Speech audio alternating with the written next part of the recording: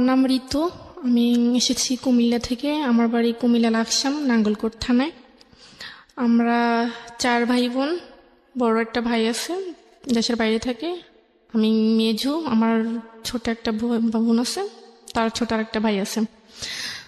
তো ছোটবেলা থেকে আসলে ছোটবেলার গল্পগুলো বলতে চাই না, কারণ ছোটবেলা আমার দিনগুলো অনেক সুখের কাটছে। আমার বাবা মা আমাকে যথেষ্ট, আমাকে না, আমাদের 4 ভাই বোনকে যথেষ্ট আদর স্নেহ ভালোবাসা সবকিছুই দিছে। তো আমি যখন খুব ছোট ছিলাম তখন আম, আমার আগে আমার আরেকটা বোন হয়েছিল। তো বোন মারা গেছিল। তো আমার বাবা খুব মেয়ে পছন্দ করে। সবসময় বলতেন যে আমার যদি 2টা ছেলে না হয়ে আমার যদি 4টা মেয়ে হইতো আমি আরো বেশি সুখে থাকতাম। তো যাই হোক, আমাদের একটা খুবই হ্যাপি ফ্যামিলি ছিল। বাবা কি করতেন? জি, বাবা দেশের বাইরে থাকে। আমি যখন ক্লাস 8-এ উঠি তখন আমার কাছে একটা ফোন ছিল। তো আমার বেশিরভাগ পড়াশোনা হয় আমার নানুর বাড়িতে। মানে কারণ কি এরকম যে আপনি জন্মের পর থেকেই বাবাকে দেশের বাইরে দেখেছেন? হ্যাঁ, ওকে। ওইখানে সবার সাথে যোগাযোগ রাখতাম এতটুকুই, কারণ নানুর বাড়িতে ছিলাম। তো উনি বেশি একটা কিছু বুঝতো না, তো সেই জন্য আমার কাছে ফোনটা দেওয়া হয়েছে সবার সাথে কন্ট্যাক্ট করার জন্য। তো একদিন স্কুল থেকে আসছি 4টার সময়, এসে দেখি একটা অপরিচিত ফোন আসছে। জি। অনেকবার ফোন আসছে, তো নাম্বারটা অপরিচিত দেখে আমি আরেকবার মিস কল দিই। ওকে।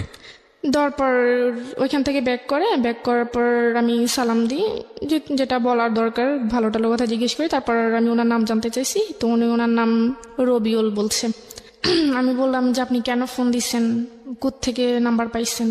তো উনি বললো যে দেখেন, হয়তো আল্লাহ আপনার সাথে আমার কথা বলিয়ে দিবে, সেজন্য আমি হয়তো আপনার সাথে কথা বলতে পারছি।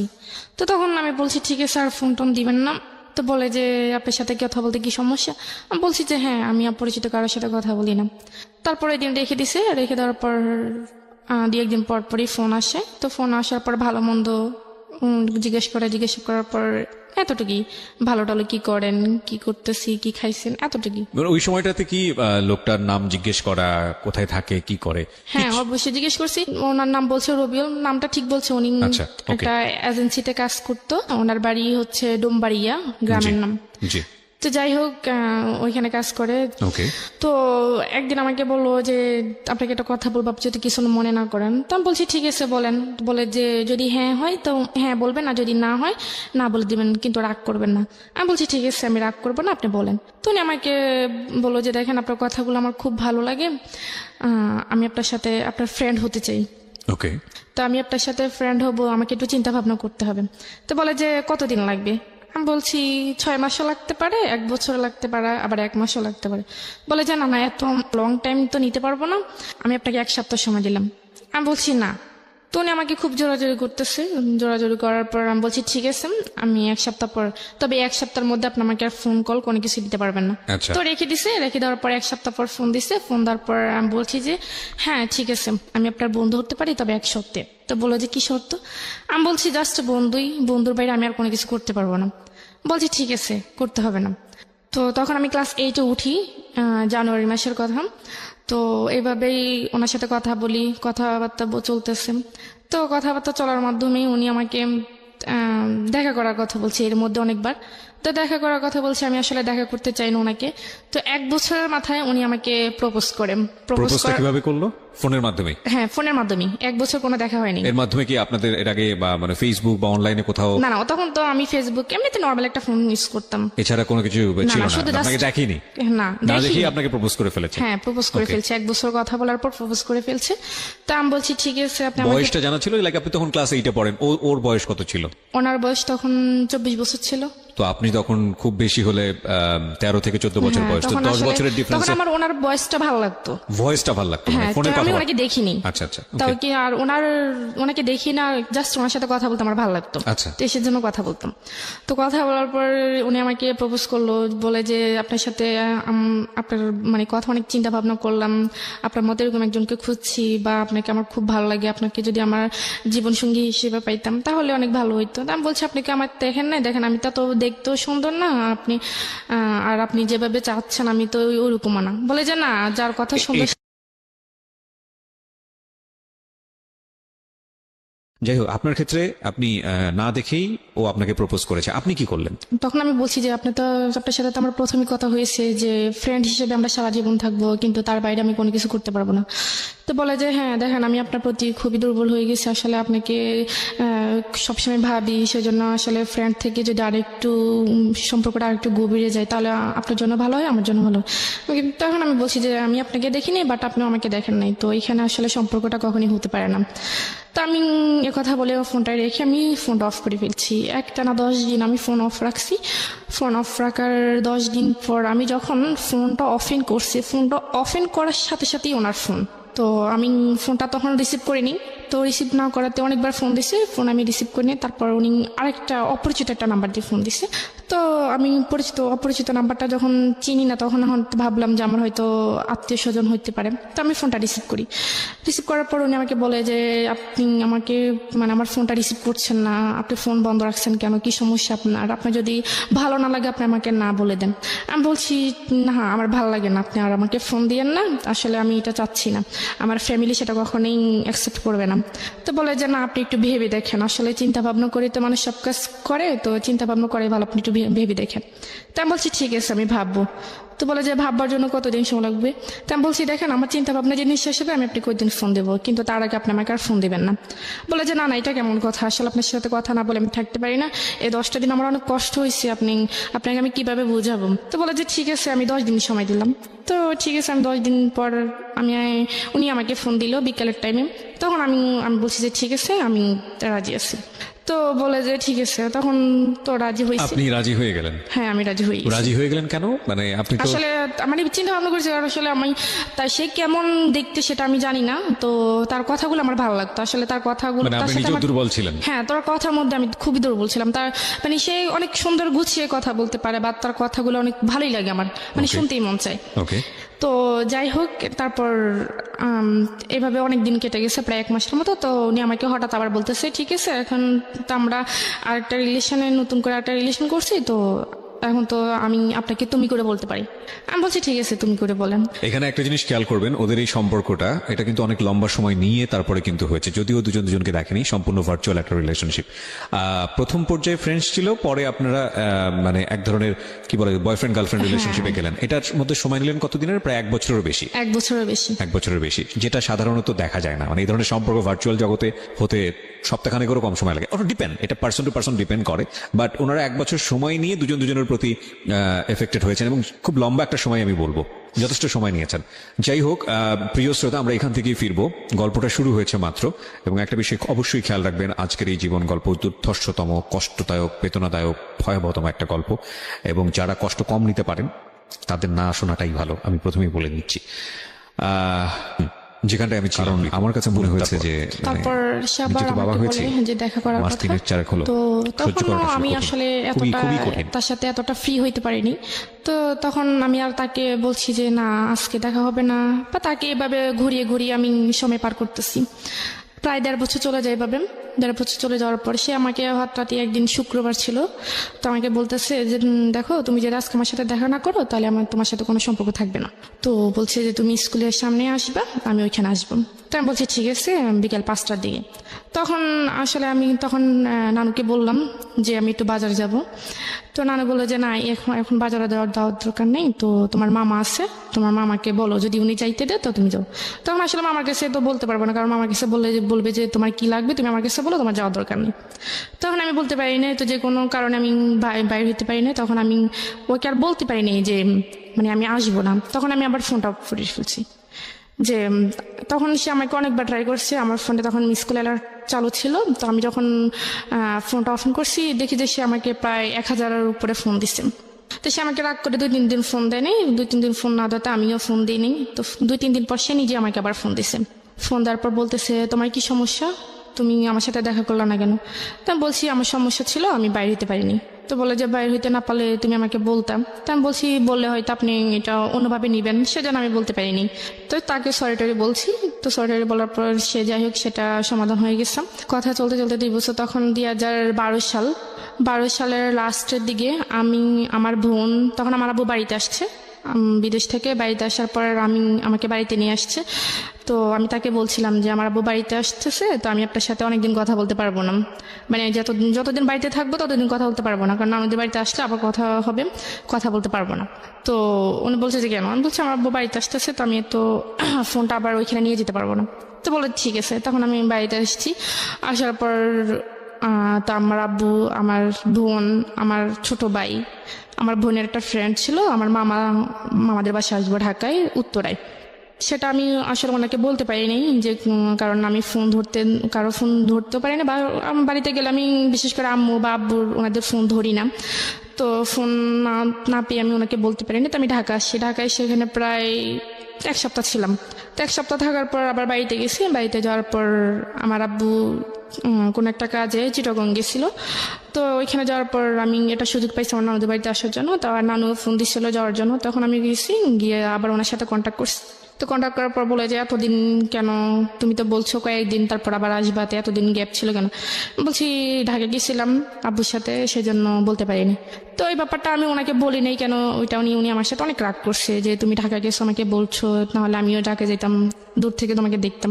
আমি বলছি আমি বলতে পারিনি, আমি সুযোগ পাইনি। এটা নিয়ে অনেক ঝগড়া হয়েছে। ঝগড়া হওয়ার পর উনি আমাকে তুই করে বলতেছে যে তুই আর আমাকে ফোন দিবি না।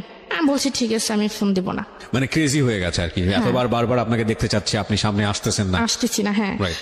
পরে ঠিক আছে, তখন আমি আর তাকে মানে সে আমাকে ফোন দিবে না কেন সেটা আমার জানার আগ্রহ ছিল না, ফোন না দিলেনি। আসলে আমি তার সাথে মানে তার প্রতি অ্যাট্রাকশন হয়নি, আমি আসলে তার কথাগুলো আমার ভালো লাগতো, সেজন্য আমি তার সাথে কথা বলতাম। তার প্রতি পয়েন্ট করবেন প্রিয় শ্রোতা, ও যেটা বলছে যে ওর কথাগুলো শুনতে ওর খুব মন চাইতো, এবং ওই কথাগুলোর কারণেই ওর প্রতি এক ধরনের ওর দুর্বলতা ছিল, কিন্তু এটা আসলে সে অর্থে কোনো লাভ ছিল না। ওকে। তো সে আমাকে আবার নিজে ফোন দিছে। ফোন দেওয়ার পর বললে যে তুমি এত পাষাণ মানুষ, তোমার মেয়েদের মন নাকি অনেক নরম থাকে, তো তুমি এত শক্ত মনের মানুষ, আমি আসলে কখনো ভাবি নাই। তো আমি রাগ করে ফোন রেখে দিছি, তোমার উচিত আমার রাগ ভাঙানো, আমাকে ফোন দাও, তুমি সেটা না করে তুমি উল্টা রাগ করে বসেছো। তখন ওনার কথাগুলো আমি আসলে এত কেয়ার করতাম না, যেটা বলতে এটা শুনতাম। 2012 সালের প্রায় মাঝামাঝি আমি আবার ঢাকায় আসি। আমার মামারা সবাই মিলে কক্সবাজার যাবে, তো আমি ঢাকায় আসি আবার। তো আমি ওনার কাছে বলছি যে আমি কক্সবাজার যাব, আমরা সবাই মিলে কক্সবাজার যাবো, ওইখানে অনেকদিন থাকবো, আপনার সাথে আমার কথা হবে না। তো বলে যে আমার যদি ছুটি থাকতো তাহলে তো আমিও যেতে পারতাম। তো বলে যে ঠিক আছে, তোমরা যেদিন যাবে তার একদিন আমাকে ফোন দিয়ে। তো আমরা যেদিন যাবো তার একদিন ওনাকে ফোন দিছি, তো উনি যেতে পারবেন, উনি ছুটি নিতে পারেনি। তো আমরা চলে গেছি ওইখানে প্রায় 15 দিনের মতো ছিলাম। 15 দিন থেকে আবার যখন কক্সবাজার গেছি তখন আমার মামারও সাথে ছিল, তো মামার এক বন্ধু ছিল, তো সাথে ছিল, তো উনি আবার ওইখানে গেছে। তো আমরা ওইখানে অনেক আনন্দ করলাম, সবাই মিলে একসাথে ছিলাম, আড্ডা দিলাম। তো ওই ছেলে আবার আমাদের সাথে ছিল। তো আমি আবার ঢাকায় কক্সবাজার থেকে যখন ঢাকায় ব্যাক করি, তখন ওই ছেলে আমার আরেকটা মামাতো ভাই ছিল, ওর নাম হচ্ছে রাফি। ওর কাছে আবার মানে আমার জানতে চাইছে যে মেয়েটা কে বা কি করে। ছেলেটার নাম কি ছিল? রাজু। ওকে। তো কি করে বা কোথায় থাকে, তো বললো যে এটা আমার সম্পর্কে মামাতো বোন হয়, তো এরকম। তো বলে যে আমি ফোন ইউজ করে, তো আমি যে ফোন ইউজ করি সেটা তার ওনারা জানে না। তো বলে যে না, ফোন ইউজ করে না কেন? তো বলে যে না, এমনিতেই। তখন আমার মামা যখন বাড়িতে আসে শীতের সময়, তখন ওই ছেলে আবার আমার মামাদের সাথে আমাদের বাড়িতে আসছে। তো আমাদেরকে দাওয়াত করায়, ওই ছেলেও আসছে আমাদের বাড়িতে। তো আমাদের বাড়িটারি দেখলো, আমাদেরকে দেখলো, তখন আমার সাথে কথা বললো, হাই হ্যালো, এতটুকুই। কি করো, কোন ক্লাসে পড়ো? তখন আমি ক্লাস 9-এ পড়ি। তো বললো যে ঠিক আছে, তো এখন তো ছুটি, তো তোমার মামার সাথে আবার ঢাকায় যাও, গিয়ে ঘুরে আসো, আমরা তো আছি, সব একসাথে আনন্দ হবে। তা আমি বলছি দেখি যদি আম্মু দেয় তাহলে। তো উনি আমার মামাকে বললো, বলার পর আমার মামা আমার আম্মুকে বললো। তো গেলাম, গিয়ে ওইখানে প্রায় 20-25 দিন ছিলাম। এর মধ্যে ওর সাথে আর আমার কোনো যোগাযোগ হয়নি। রবিউলের সাথে? হ্যাঁ, রবিউলের সাথে আমার আর কোনো যোগাযোগ হয়নি। ফোন তো আমাদের বাড়িতে, আমি আর ওইখানে যেতে পারি না, ওনাকে কখনো কোনো মেসেজ বা ফোন দিতে পারিনি। তো আমি আবার চলে গেছি। তো কথাবার্তা বলার মাঝে বলে যে তুমি ফোন ইউজ করো না। আমি বলছি না, আমি ফোন ইউজ করি না, আসলে বাসা থেকে সেটা কেউ দিবে না। তো বলে যে আমি তোমাকে যদি একটা ফোন কিনে দিই তুমি নিবে? আমি বলছি কেন, আপনার ফোন আমি নিব কেন, আর আপনি আমার কি হন? রাজু এটা বলতেছে? হ্যাঁ, রাজু এটা বলতেছে। বলে যে না, নেও, মাঝে মাঝে আমার সাথে কথাবার্তা বলবো। এখানে বিষয়টা গুলিয়ে ফেলবেন না, রাজু এবং রবিউল। রাজুটা হচ্ছে ওর আত্মীয় সম্পর্কের একজন, আর রবিউলটা হলো যে ছেলেটার সঙ্গে প্রথম দিকে ভার্চুয়ালি মানে ফোনের মাধ্যমে কমিউনিকেট, কিন্তু এখনো দেখা হয়নি। ওদের মধ্যে এক ধরনের সম্পর্ক রয়েছে, বয়ফ্রেন্ড গার্লফ্রেন্ড বলা যেতে পারে, বাট ঠিক সে অর্থে ম্যাচিউর টাইপের রিলেশনশিপ না, অন্তত এই মেয়েটার সাইড থেকে না। ওকে, ঠিক আছে, বলুন তারপর। তো রাজু আমাকে যখন আমি চলে আসবো তখন রাজু আমার মামা আর ওই মামাতো ভাইটা আমাকে বাস পর্যন্ত বাসে উঠেছে, কারণ মামা আমার সাথে আসছে আর মামার সাথে ওনারা আসছে আমাদেরকে এগিয়ে দেওয়ার জন্য। তো আসছে রাজু এখানে, মানে আমি চলে যাচ্ছি, মানে এটা দেখো কান্নাকাটি করতে আসছে। কান্নাকাটি করার পর আমি আসলে ব্যাপারটা দেখছি, তারপরও বুঝতে পারলো না, বোঝার মতো করেছিলাম। তো আমি যখন চলে গেছি তখন ও আমার যে জামা কাপড় নেওয়ার একটা ব্যাগ ছিল, ওই ব্যাগের মধ্যে ওই একটা ফোন কিনে রেখে দিয়েছে, সেটা আমি জানি না। তো না জানার পর আমি বাড়িতে গেছি, সোজা আমার নানুদের বাড়িতে গেছি। নানুদের বাড়িতে যাওয়ার পর জামা কাপড় যখন ওইটা থেকে বের করছি তখন দেখছি একটা মোবাইলের বক্স। তো আমার কাছে আশ্চর্য লাগতেছে, মোবাইলের বক্স এটা কে দিল। তখন আমি কাউকে বিষয়টা না বলে আমি এটা খুললাম, খুলে দেখি একটা phone, mobile phone, Samsung mobile phone ছিল। ওইটার মধ্যে আবার একটা চিঠি ছিল। তো দেখলাম, দেখার পরে চিঠিটা পড়লাম। চিঠির মধ্যে লেখা ছিল যে মানে রাজু যে আমাকে ফোনটা দিছে সেটা যেন আমি কাউকে না বলি, সেটা শুধুমাত্র আমাকে দিছে আমার সাথে একটু কথা বলার জন্য বা খোঁজ খবর নেওয়ার জন্য, বাস এতটুকুই। আর যদি ওর মোবাইলটা আমার নিতে ইচ্ছে না হয় তাহলে সেটা ফেলে দেওয়ার জন্য, কিন্তু কাউকে না বলার জন্য, এটা লিখে দিছে। তো লিখে দেওয়ার পর আমি এটা রেখে দিচ্ছি, কিন্তু আমি আর ফেলিনি। ওটার সাথে আবার একটা সিমও দিছে, তো আমি ওইটা অফেন করছি। করার পর ও আবার অনেকগুলো মেসেজ করছে। আমি ফোনটা অফেন করার পর অনেকগুলো মেসেজ পেয়েছি, কেমন আছি, কোথায় আছি, ওইটা রাস্তার মধ্যে ফোন দিছে। তো আবার ফোনও দিছিল মনে হয়। তখন রাত্রেবেলা আমি আর ওকে ফোন দিই নাই বা মেসেজও রিপ্লাই দিই নাই। তো রাত্রেবেলা সন্ধ্যার দিকে আমার নানু তখন নামাজ পড়তে গেছে, তো আমিও নামাজ পড়ে ফেলছি আগে, নানু পরে নামাজ পড়তে গেছে। পড়ার পর আমি ওই আমার আগের ফোনটা রবিউলের সাথে আবার আপনি নামাজ পড়েন? হ্যাঁ। বাহ, মাশাআল্লাহ। হ্যাঁ। তো রবিউলকে মিস কল দিলাম। তো মিস কল দেওয়ার পর সে সাথে সাথে ব্যাক করলো। ব্যাক করার পর রবিউলের সাথে কতদিন পরে কথা হচ্ছে? এই প্রায় 1 মাস 10 দিন। 1 মাস 10 দিন কোনো কমিউনিকেশনই ছিল না? জি না। মানে আপনার দিক থেকে আপনি অনুভবই করেননি? না, কোনো অনুভবই করিনি। তার মানে বুঝতেই পারছেন, ইট ওয়াজ নট লাভ অ্যাকচুয়ালি, কোনো লাভ ছিল না। নইলে 1 মাস 10 দিন অফ ট্র্যাকে থাকার সময় ও বিজি হয়ে গেছে অন্য কোনো জায়গাতে, রবিউল মাথা থেকে আউট হয়ে গেছে। কিন্তু যখনই ও ফিরে এসছে, সময় হাতে আছে, তখন আবার রবিউলকে সে নক করছে। তারপর ফোন দিলাম, ফোন দেওয়ার পর ও ফোনটা রিসিভ করার সাথে সাথে খুব কান্নাকাটি করতেছে, অনেক, মানে বাচ্চাদের মতো খুব জোরে জোরে কান্নাকাটি করতেছে। আমি কেন তাকে এতদিন ফোন দিই। তখন আমি তাকে ব্যাপারটা বুঝিয়ে বলার পর সে আমাকে বলতেছে আমি তোমার সাথে কালকেই দেখা করতে চাই। আমি বলছি এটা কখনোই সম্ভব না, আমি কালকে দেখা করতে পারবো না, আমার যখন সময় হবে আমি তখনই আপনাকে ফোন দিব, আপনি আমার সাথে দেখা করিয়েন। এর মধ্যে রাজু আবার আমার মামাতো ভাই যেটা যার মাধ্যমে পরিচয় হয়েছিল, সে আবার আমার নানুদের বাড়িতে আসছে। তো রাজু আবার আমার নানুদের বাড়িতে আসছে। আসার পর সে আমাকে ভালোটার কথা জিজ্ঞেস করছে। জিজ্ঞেস করার পর আমার নানুর সাথে কথা বললো। কথাবার্তা বলার পর সে 2 দিন ছিল। 2 দিন থাকার পর সে আবার চলে গেছে। চলে যাওয়ার 5-6 দিন পর রাজু তার আম্মুকে পাঠাইছে। রাজুর আব্বু নাই, তার আম্মুকে পাঠাইছে আমার নানুর কাছে। পাঠাইছে সে আমাকে বিয়ে করবে, একটা বিয়ের প্রস্তাব নিয়ে আমাকে সে পাঠাইছে। সে কি করতো সেই মুহূর্তে? সেই পড়াশোনা করতো, অনার্স করতো। এই অবস্থায় বিয়ের প্রস্তাব দিয়ে পাঠিয়েছে? হ্যাঁ, আর ওরা মানে ঢাকায় স্থানীয় ছিল। ওকে। প্রস্তাব পাঠাইছে। তো তার আম্মু তো তখন আমাকে দেখে না, ঢাকা থাকাকালীন। তো উনি আমাকে দেখছে, দেখার পর আমার নানুকে ডিরেক্টলি বলছে যে আপনার নাতিকে তো আমার ছেলে খুবই পছন্দ করে, তো আপনাদের যদি কোনো আপত্তি না থাকে তাহলে আমরা এখানে একটা আত্মীয়তা করতে পারি। তো আমার নানু বললো যে দেখেন আমি তো ওর গার্জিয়ান না, ওর আব্বু আছে, আম্মু আছে, আমার ছেলেরা আছে, ওদের সাথে কথা বলতে হবে, আপনি ওনাদের সাথে কথা বলেন। তো রাজুর আম্মু একদিন ছিল, তারপরে দিন সকালবেলায় চলে গেছে। চলে যাওয়ার পর আমার নানু আমাকে বলতেছে যে তো রাজুর সাথে তোর কি? আমি বলছি তো না কিছু না, এমনিতে কথাবার্তা, তো এরকম কিছু না। তো বলে যে সত্যি? আমি বলছি যে হ্যাঁ। বলে যে না থাকলেই ভালো। তা আমি আর জিজ্ঞেস করি না যে কেন আসছে বা কি আসে বিষয়। তখন আমার আব্বুর কাছে বলছে আমার মামা, রাজুর আম্মু আমার মামার কাছে বলছে, আর আমার মামা আমার আব্বুর কাছে ফোন দিয়ে বলছে। তো আমার আব্বু বলছে ঠিক আছে, ছেলের একটা ছবি দাও আর আমি খোঁজখবর নিয়ে দেখি কেমন। তো ওনারও ছেলে পছন্দ হয়ে গেছে, ছেলেরও পছন্দ হয়েছে বা ওর আম্মুরও পছন্দ হয়েছে। মনে করেন 2 পক্ষ থেকেই সবকিছু ঠিকঠাক। এখন আমার ছোট মামা যিনি, উনি আবার আমার আব্বুকে বলতেছে যে বিয়ে তো হবেই, ছেলেও ভালো বা ছেলের ফ্যামিলিও ভালো, এখন ঋতুকে একবার জিজ্ঞেস করে দেখেন ও কি বলে। তো আমার আব্বু আসলে আমাদের বন্ধুর মতোই, বাবা বললে নয়। তো পরে আমার আব্বু আমাকে জিজ্ঞেস করার পর আমি বললাম যে আব্বু দেখেন, আমি আসলে সামনে আমার এসএসসি পরীক্ষা, তো আমি অন্তত পরীক্ষাটা দিই, আপনাকে বিস্তারিত বলবো। বলে যে ঠিক আছে পরীক্ষা দাও। তো আব্বু ওই রকম ভাবে মামাকে বলছে, মামা ওই রাজুর আম্মুকে ওরকম ভাবে বলছে। তো ওনারা বলছে ঠিক আছে পরীক্ষা পর্যন্ত আমরা অপেক্ষা করব। তো এর মধ্যে আমি আবার রবিউলকে সবকিছু বলে দিছি যে আমাকে এভাবে এভাবে দেখতে আসছে, আমার বিয়ের কথা চলতেছে, এখন আমি বলছি পরীক্ষা অবধি। তো সে বলতেছে আমি তো তোমাকে আজ পর্যন্ত দেখিই নেই, তুমি আমার সাথে একটু দেখা করো না। তা আমি বলছি কি দেখবেন, আমি তো বলছি আমাকে দেখলে আপনার পছন্দ হবে না। তো দেখা এরকম এরকম করতে করতে তখন সে যে একটা এজেন্সিতে কাজ করে সেটা আমাকে বলছে, তখন আমি খোঁজখবর নিয়ে জানতে পারি এটা আমাকে রং বলছে। মানে রবিউল আপনাকে মিথ্যা ইনফরমেশন দিয়েছে? হ্যাঁ। ওকে। তো তখন আমি বললাম যে আপনি তো আমার কাছে মিথ্যা কথা বলছেন, আপনি তো আসলে কোনো অফিসে এরকম কোনো অফিসে চাকরি করেন না, আসলে আপনি করেনটা কি আমাকে সত্যি করে বলেন, আমি আপনার সাথে দেখা করব। ওকে। তো বলে যে আমি আসলে একটা প্রাইভেট কোম্পানিতে জব করি, তো যে কোনোভাবে এটা ওই কোম্পানির মালিক পালিয়ে গেছে, এখন আসলে আমার উপর অনেক ধার দেনা, এখন আমি আসলে বাড়ি থেকে বের হতে পারতেছি না, এখন অন্য একটা জায়গায় অ্যাপ্লাই করতেছি। তারপর আমি বললাম তো সেটা আমাকে বললেন না কেন আগে? তো বলে যে বলিনি, এমনিতে আসলে এটা একটু আমি লুকিয়ে রাখছি, এটা বলতে চাইনি। তাই আমি বলছি ঠিক আছে। তো তখন আমি তাকে নিজে ফোন দিতাম, আমি তাকে ফোন দিয়ে আমি তার সাথে কথা বলতাম। এমনকি সে আমার কাছে অনেকবার প্রায় 2-3 বার টাকা চাইছে তার মানে পকেট খরচের জন্য। আমি 2-3 বার প্রায় তাকে 10-12 হাজার টাকা দিছি, কিন্তু দেখা সাক্ষাৎ কোনো কিছুই না। আচ্ছা।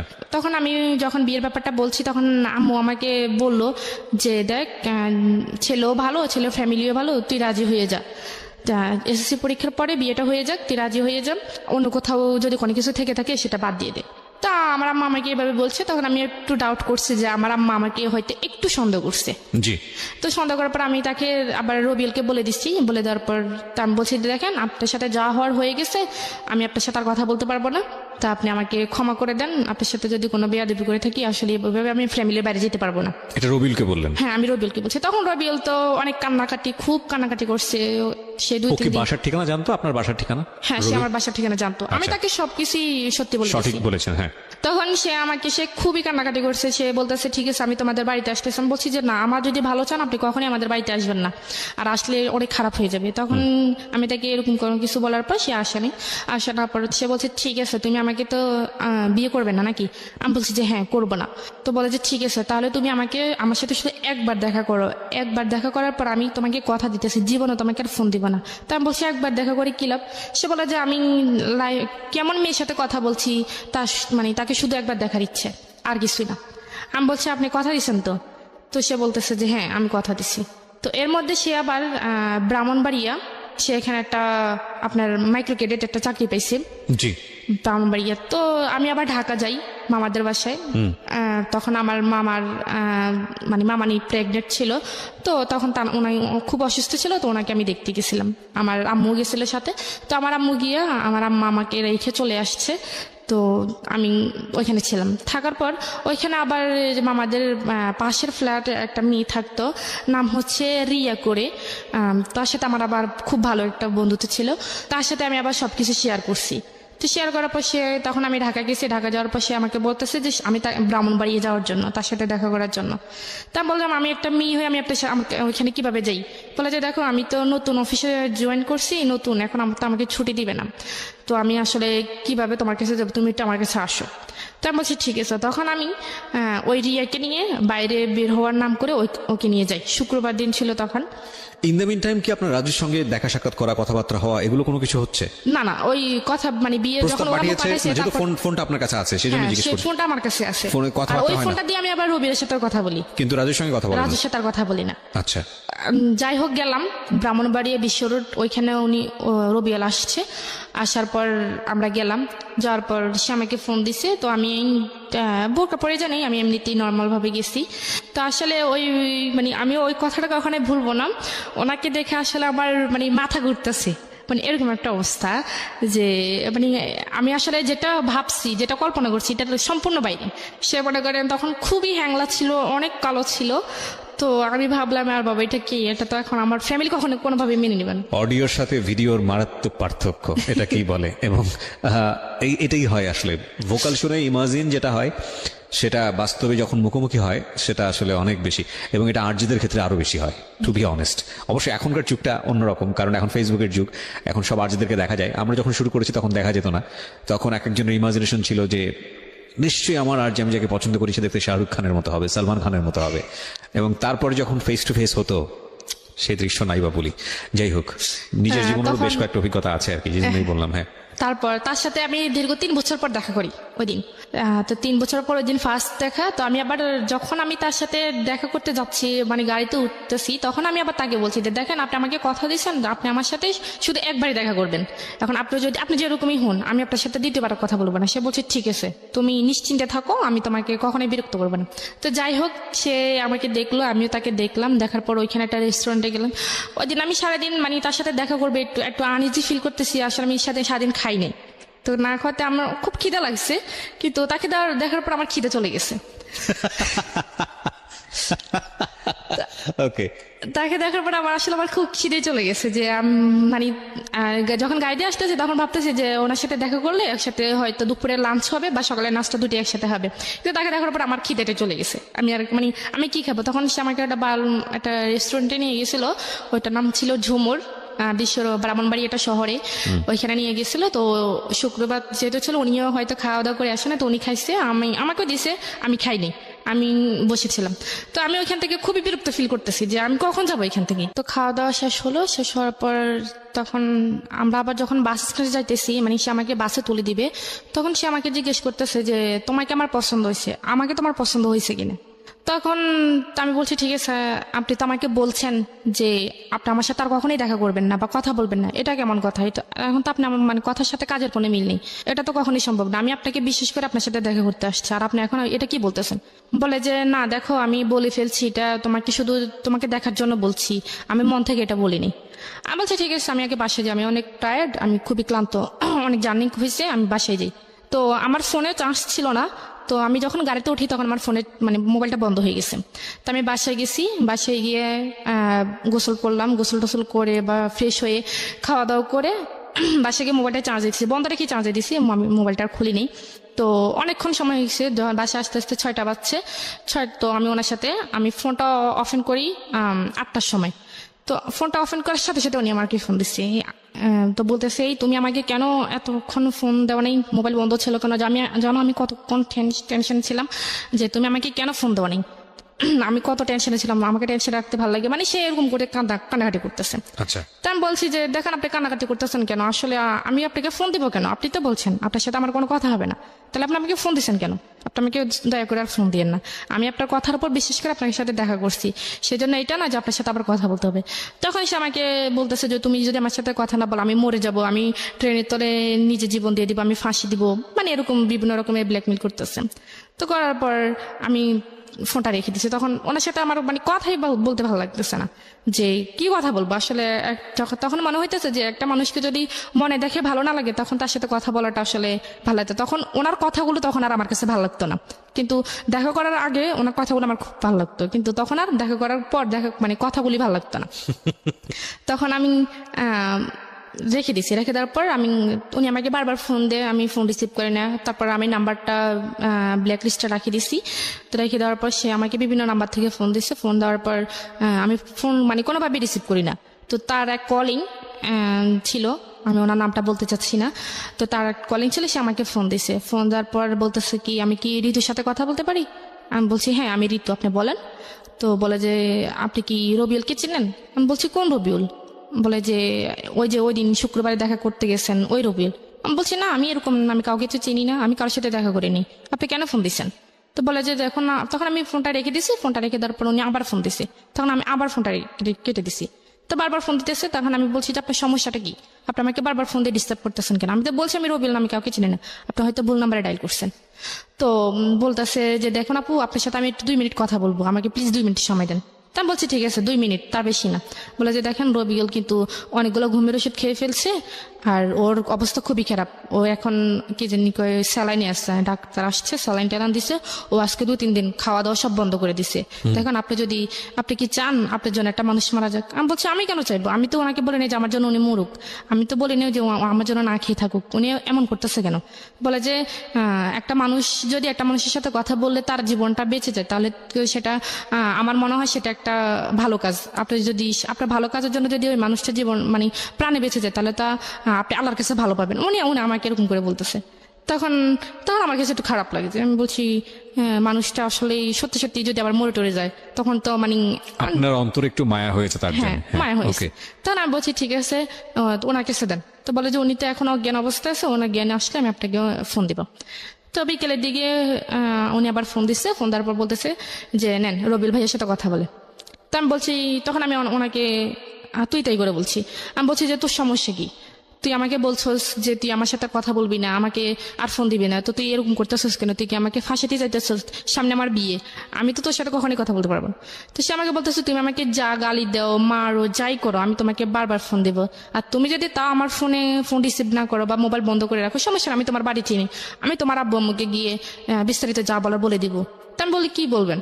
বলে যে যা বলার বলবো, যাতে তোমার আব্বু আম্মুও কখনো মুখ দেখাইতে না পারে আর তুমি না দেখাতে পারো। তখন আমি বুঝতে পারছি সে আমাকে এক ধরনের ব্ল্যাকমেল করতেছে। রাইট। তখন আমি বলছি যে ঠিক আছে তাহলে আমাকে কি করতে হবে? বলে যে তুমি আমার সাথে কথা বলবা। আমি বলছি ঠিক আছে আমি কথা বলবো। মানে আপনি ভয় পেলেন? হ্যাঁ আমি ভয় পেয়ে গেছি, কারণ ও আমার বাসা চেনে, বাড়ি চেনে। এখন যদি আমাকে বাবাও বাড়িতে থাকে না? হ্যাঁ। তখন কি বাবা বাড়িতে থাকতো না সৌদি আরবে? না, বাড়ি চলে গেছে, দেশের বাইরে চলে গেছে। হ্যাঁ, দেশের সুতরাং বাইরে। ভয় হয়েছে, বড় ভাই যেহেতু শাসন করতে পারে। হ্যাঁ এখন আম্মু তো আছে, এখন আর বলছে যে সে বাড়ির আশেপাশে মানুষদেরকেও জানাইবে। ওকে। তা আমি তার সাথে কথা গ্রামে বলছি। একটা মেয়ের কুৎসা রটনা হওয়া বা মেয়েটার নামে একটা কিছু রটনা হওয়া, এটা কিন্তু বাতাসের আগে আগে দৌড়ায় গ্রামগঞ্জে, এবং এটা হ্যাঁ খুব আর স্বাভাবিক। সে আমার মানে কথাগুলো রেকর্ড করে ফেলছে। কথাগুলো রেকর্ড করছে, ফোনের কথাগুলা, আগের কথাগুলা। হ্যাঁ তখন মানে যখন ভালোভাবে কথা বলছি তখন ওই দিন আমাকে বলছে যে তোমার কথাগুলো কিন্তু আমি রেকর্ড করে ফেলছি। তখন আমি বিশ্বাস করতে চাইনি। তো সেই ওই যে ছেলেটা আমাকে ফোন দিছিল, ওর কথা বললো, ওই ফোন নাম্বার থেকে ফোন দিয়ে ওই আমার রেকর্ডগুলো শোনাইছে। তো আমি তখন আরো বেশি ভয় পেয়ে গেছি যে সত্যি সত্যি যদি বলে দেয়, এখন রেকর্ডগুলো যদি সবাইকে শোনে, এখন তো তার কাছে হাতে নাতে প্রমাণ আছে, এখন তো আমি যদি বলি কেউ আমার কথা বিশ্বাস করবে না। তখন আমি বলছি ঠিক আছে আমি আপনার সাথে কথা বলবো। তো কথা বলবো এইভাবে আরো ধরেন 2 মাস কেটে গেছে। 2 মাস কেটে গেছে, এর মধ্যে আমার পরীক্ষা, আমি এসএসসি পরীক্ষা দিছি। তো এসএসসি পরীক্ষা যেদিন শেষ হবে সেদিন বিকেলে সে আমাকে ফোন দিছে, না তার আগের দিন বিকেলে ফোন দিছে। তার আগের দিন বিকেলে ফোন দিয়ে বলতেছে যে তোমার এসএসসি পরীক্ষা, তোমার তো কালকে পরীক্ষা শেষ, তাহলে তুমি তার স্কুলে যেতে পারবে না, বাসা থেকে বের হতে পারবে না, তুমি আমার সাথে জাস্ট একটু দেখা করবা, আমি তোমার সাথে দেখা করব, অনেকদিন দেখা করি না। আমি বলছি ঠিক আছে আমি দেখা করব। তখন আমাদের থানা লাকসাম বলছে যাওয়ার জন্য। তা আমি পরীক্ষা টরীক্ষা দিয়ে আমি সোজা বাড়িতে না গিয়ে আমি লাকসাম চলে গেছি তো তার সাথে দেখা করার জন্য। তো সে ওইখানে তার কিছু বন্ধু বান্ধব আসছে, আসার পরে সে আমার সাথে কথাবার্তা বললো। সে বললো যে চলো আমরা একটু ঘুরে আসি। লাকসাম ফয়জিনেসা কলেজের নাম মনে হয় শুনছেন, ওইখানে সে আমাকে বলে যে ওই জায়গাটা একটু সেভ আছে, আমরা একটু কথা বলি। আমি বলছি যে না আমি কথা বলতে পারবো না, আমাকে বাসে যেতে হবে, বাসে সবাই টেনশন করবে, আমি বলে এসেনি। বলছে যে না একটু সময় 5 মিনিট সময় দাও। তখন আমি ওইখানে গেছি, দেখি যে তার অনেকগুলো বন্ধু, তার প্রায় 10-12 জন তার বন্ধুরা চলে এসে আমাকে ভাবি যাবি বলতেছে ভালো টালো। তখন আমার কাছে আশ্চর্য লাগতেছে, আমি কি ব্যাপার ওরা কোত্থেকে আসছে? বলে যে এখানে ওরা অনেকদিন পর, ওরা ঢাকার বাইরে থাকে, কেউ চিটাগাং থাকে, কেউ বরিশাল থাকে, বিভিন্ন রকম বিভিন্ন জন বিভিন্ন জায়গায় থাকে, তারা এখানে আসছে, তো তোমাকে দেখতে চাইছে, এই জন্য দেখাইতে আসছি। তখন আমি বলছি ঠিক আছে তাহলে আমি চলি। তখন আমার কাছে একটু ডাউট লাগছে, তখন ওদের মানে ভাব ভঙ্গি আমার ভালো লাগতেছে না। তো আমি চলে যাওয়ার জন্য বলছি, সে আমার হাতটা ধরে ফেলছে, মানে ধরে বলছে না। তখন আমার আমি রাগ করে ফেলছি যে আপনি সমস্যা কি, আপনি আমার হাত ধরছেন কেন, আপনি আমার হাত ছাড়েন।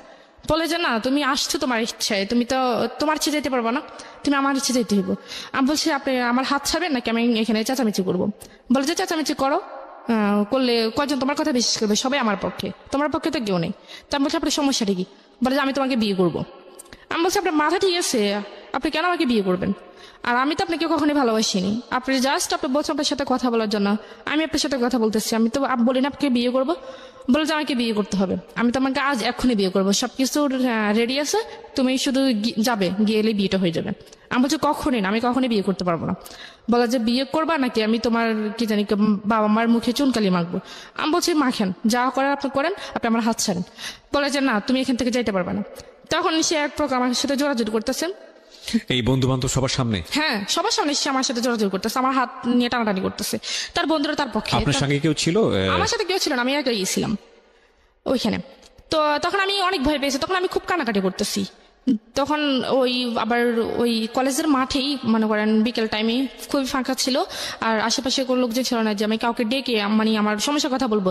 তখন তার বন্ধু একটা বন্ধু একটা প্রাইভেট কার নিয়ে এসছে, নিয়ে এসে আমাকে মানে টান মেরেই মানে গাড়ির ভিতরে ঢুকিয়ে ফেলছে। ঢুকিয়ে ফেলার পর তখন কি জানি মানে তারপর কি হয়েছে আমি আর জানি না। তখন আমার যখন জ্ঞান আসছে তখন আমি একটা রুমের মধ্যে, একটা বাসার মধ্যে ছিলাম, ফ্যামিলি বাসার মধ্যে ছিলাম। তখন আমার চোখে পানি টানে দিছে, দেওয়ার পর তখন বাড়ি মানে তখন জ্ঞান ফিরছে ঠিকই, কিন্তু আসলে আমি কথা বলার অবস্থার মতো ছিলাম না। তো তারপর ওইখানে একটা মহিলাকে দেখলাম। তো উনি আমাকে বললো যে তুমি ঠিক আছো? তা আমি বলছি আমি কোথায়, আমি বাড়ি যাব, আমাকে বাড়িতে নিয়ে যান। তুমি জানো তুমি কার কাছে আসছো? আমি বলছি যে না। আপনি কে? বলে যে তুমি যে ছেলের সাথে আসছো আমি ওই ছেলের আন্টি হই। তা আমি বলছি দেখেন উনি আমাকে জোর করে এখানে আনছে, আমার আসলে কোনো আসার ইচ্ছে ছিল না, আপনি আমাকে যাওয়ার একটু ব্যবস্থা করে দেন। বলে যে না ওরা তো বিয়ের ব্যবস্থা করতে গেছে, তোমাদের তো নাকি আজকে বিয়ে। আমি বলছি যে না আমার তো বিয়ে করার ইচ্ছে নেই, দেখেন আমার বিয়ে ঠিক হয়ে গেছে, এখানে আমি আসলে থাকতে পারবো না। আর আপনি বোঝার চেষ্টা করেন আমি তো ওনার সাথে জাস্ট ফ্রেন্ড হিসেবে কথা বলছি। তো বলে যে না তুমি মিথ্যা কথা বলো কেন, আমি তো সব শুনছি। তো নিয়ে আমাকে এড়িয়ে যাইতেছে এভাবে।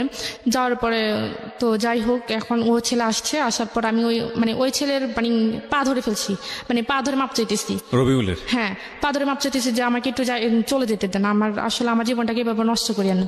তো সে বলতেছে যে আমার মধ্যে কি নেই, আমি তোমার জীবন কেন নষ্ট করবো, আমি তোমাকে বিয়ে করতে চাই, এমন তো না যে তোমাকে নিয়ে টাইম পাস করতেছি বা তোমাকে নিয়ে কোথাও গিয়ে সময় কাটাতেছি, আমি তো তোমাকে বিয়ে করতে চাই। তো আমার মধ্যে কি এমন নেই যে তুমি আমাকে ভালোবাসো না? তখন আমি বলছি যে আপনি নিজের চেহারাটা একটু আনের মধ্যে গিয়ে দেখছেন, মানে আমি ভেবে পড়ছি। বলার পর সে আমাকে একটা থাপ্পড় মারছে ওইখানে, অনেক জোরে একটা থাপ্পড় মারছে। থাপ্পড় মারা আমার খুব কানাকাটি করতেছি। কানাকাটি করার পর বলতেছে যে তুই যদি আমাকে বিয়ে না করস এখানে তুই আমার লাশ দেখবি। আমি বলছি আপনি মরেন যাই করেন এটা আপনার ইচ্ছা, আমি আর আপনার কোনো কথাই আমার মন গলবে না। তখন সে কি করছে, একটা তরকারি কাটার যে ছুরিগুলা ওইগুলা এসে তার হাতের মধ্যে একটা ইয়ে করে দিচ্ছে।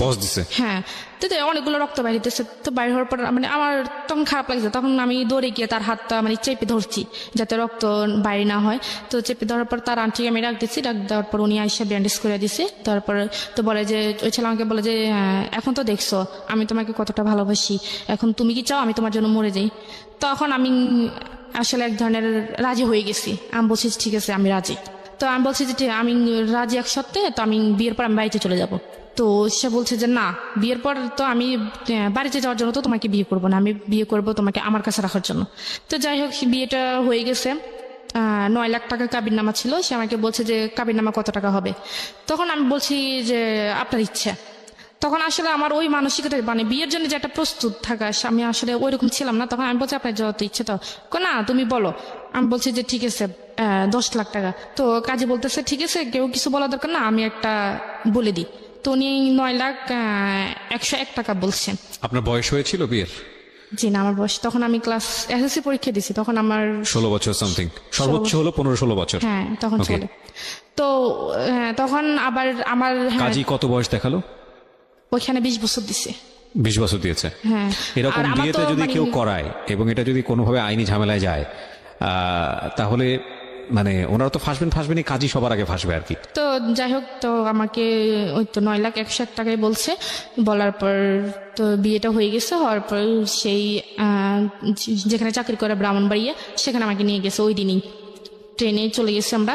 যাওয়ার পর ওইখানে একটা রুম নিল, রুম নেওয়ার পর কিছু জিনিসপত্র কিনলো।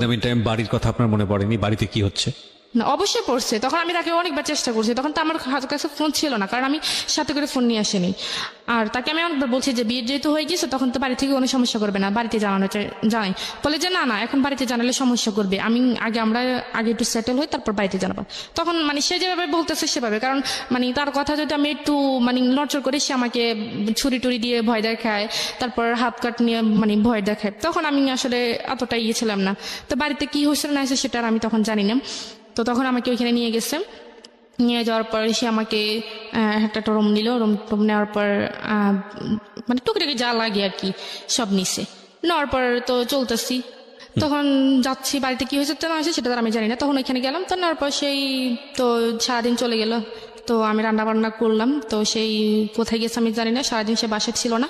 না রুম কি থাকাতে আগে থেকে নেওয়া ছিল নাকি ওর রুমে গিয়ে উঠলেন? না, সে ওইখানে মানে আগে থেকে একটা রুম নিয়েছিল সেই। তো রাত্রেবেলা তো সে আসছে, এসে কিছু ফুল টুল দিয়ে রুমটা সাজাইলো নিজে নিজেই? হ্যাঁ, না নিজে না, সে আর তার এক বন্ধুকে নিয়ে, বন্ধুর সাথে দিছে। সে কোথায় গেছে আমি জানি না। তো তার বন্ধু, তার এক কলিং, উনি আবার বিয়ে করছে, বোনই আবার ওইখানেই থাকে। সে আমাকে বাইরে তালা দিয়ে চলে গেছে। তো আমি সারাক্ষণ রুমের মধ্যে ছিলাম। তো রুমের মধ্যে থাকার পর সেই বিকেলের দিকে আসছে, আসছে আমাকে বলতেছে তো তুমি রেডি হও। তো আমি বলছি কেন রেডি হবো, কোথায় যাবো? বলে যে আমার এক ফ্রেন্ডে দাওয়াত দিচ্ছে, রাত্রে ওইখানে খাওয়া দাওয়া করবো। তো আমি বলছি আমি রেডি হবো কি, আমি তো তখন আমার তো মানে কাপড় চোপড় কিছুই নেই ইনফ্যাক্ট? কিছুই নেই। হ্যাঁ, আমি রেডি হবো কি? সে আমার জন্য একটা শাড়ি কিনলো, 1200 টাকা দিয়ে একটা শাড়ি কিনছে, আর নর্মালি বাসা পড়ার জন্য 2টা 3 পিস কিনছে। তো নিয়ে আসছে, নিয়ে আসার পর সে আমাকে বলছে রেডি হওয়ার জন্য। তো রেডি হয়েছি, রেডিমেডি হয়ে আমরা ওই ফ্রেন্ডের বাসায় গেছি। যাওয়ার পর ওইখানে খাওয়া দাওয়া করে আমরা আবার রিটার্ন আসছি। ওই ফ্রেন্ডের বাসায় যখন খাওয়া দাওয়া করতে গেছি, তখন বাসাতে মানে আবার খাওয়া দাওয়া করে যখন আবার বাসা আসছি, তখন দেখি ফুল টুল দিয়ে সাজানো রুমটা। তো তখন সে আমাকে, তখন আমি শুয়ে পড়ছি, কারণ মানে আমার মানে এত টেনশন হইতেছে যে বাড়িতে কি হচ্ছে। তখন আমি এই জিনিসটা টেনশন করতেছি। তখন আমি বারবার তাকে বলতেছি যে বাড়িতে ফোন দেন। সে বলতেছে না, বাড়িতে এখন ফোন দেওয়া যাবে না, বাড়িতে এখন ফোন দিলে তোমাকে সবাই নিয়ে যাবে। আমি যেটা বলতেছি সে এড়িয়ে যেতেছে। তখন রাত যখন হয়েছে, তখন আমি শুয়ে গেছি। তো সেই দোকানে গেল, দোকানে গিয়ে আমার জন্য, আমার খুব মাথা ব্যথা করতেছে, আবার পুরো শরীর জার্নি করছি, পুরো শরীর মানে ব্যথা হয়ে গেছে। সে আমার জন্য ব্যথার কিছু ওষুধ নিয়ে আসতে গেছে। তখন আসে দেখে যে মানে আমি, তখন আমার চোখটা একটু বুঝে আসছে। তো আসছে, সে যে দরজা খুলছে আমি টের পাইছি। টের পাওয়ার পর আমি ওই সেভ মতোই শুয়েছি। শোয়ার পর আমি একবার এক পাশে গিয়ে শুয়েছি। তো শোয়ার পরে সে আসছে, আইসে আমাকে উঠাইলো, বলে যে তোমার না শরীরে ব্যথা করতেছে, ওষুধ খাও। তো আমি ওষুধটা খাইছি। খাওয়ার পর কিছুক্ষণ পর ব্যথাটা একটু কমে আসতেছে, এরকম অনুভব হইতেছে। তখন সে আমাকে বললো যে তুমি কি ঘুমাই যাবা? আমি বলছি যে হ্যাঁ, আমি ঘুমিয়ে যাব। তো বলতেছে কেন, আজকে মানুষের জীবনের একটা প্রথম রাত আমাদের, আর এই রাতের জন্য মানুষ হাজার হাজার বছর অপেক্ষা করে, তুমি এই রাতেই ঘুমিয়ে কাটিয়ে দিবে? আমি বলছি আমার কাছে এটা কোনো রাত মাত মনে হয় না, আমি আমার ঘুম আসতেছে, আমি ঘুমাবো। বললো যে না, আমার সাথে কথা বলো। আমি বলছি যে আপনার সাথে আমি কথা বলবো কালকে।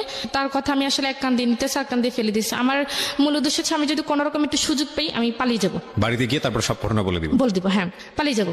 তখন তখন আমার খুব ঘুম আসতেছে। তখন আমি একবার মানে বসা অবস্থা ঘুমিয়ে গেছি। তখন ঘুমিয়ে যাওয়ার পর সে আমাকে মনে হয় শোয়াইছে। তখন আমি আর বলতে পারবো না কি হয়েছে। তখন সকালে সে আমাকে আবার তালা মেরে চলে গেছে, অফিসে চলে গেছে। তো আশেপাশে ফ্ল্যাটে কেউ ছিল না আপনাদের? হ্যাঁ ছিল। তো আপনি তো ওখানে নক করে বললেও তো বলতে পারতেন। মানে গেটটা এমন ভাবে ছিল, মনে করেন দরজাটা ছিল বাইরে, আর ভিতরে আবার আরেকটা ইয়ে ছিল, মানে গ্রিলের মতো। আচ্ছা, মানে হলেও সম্ভব না, সম্ভব না, চিল্লালেও হয়তো অনেকে শুনবে না। হ্যাঁ। আচ্ছা। আর পরে কি করছে, তখন আমি উঠছি, উঠে ফ্রেশ হয়েছি। ফ্রেশ হয়ে আমি নাস্তা খাইনি, আমি চাটা শুধু খাইছি, আর পরোটা খাইনি। তো না খাওয়ার পর এখন আমি রান্নাবান্না করে কিছু করি না, সে দুপুরে খাওয়ার জন্য আসছে।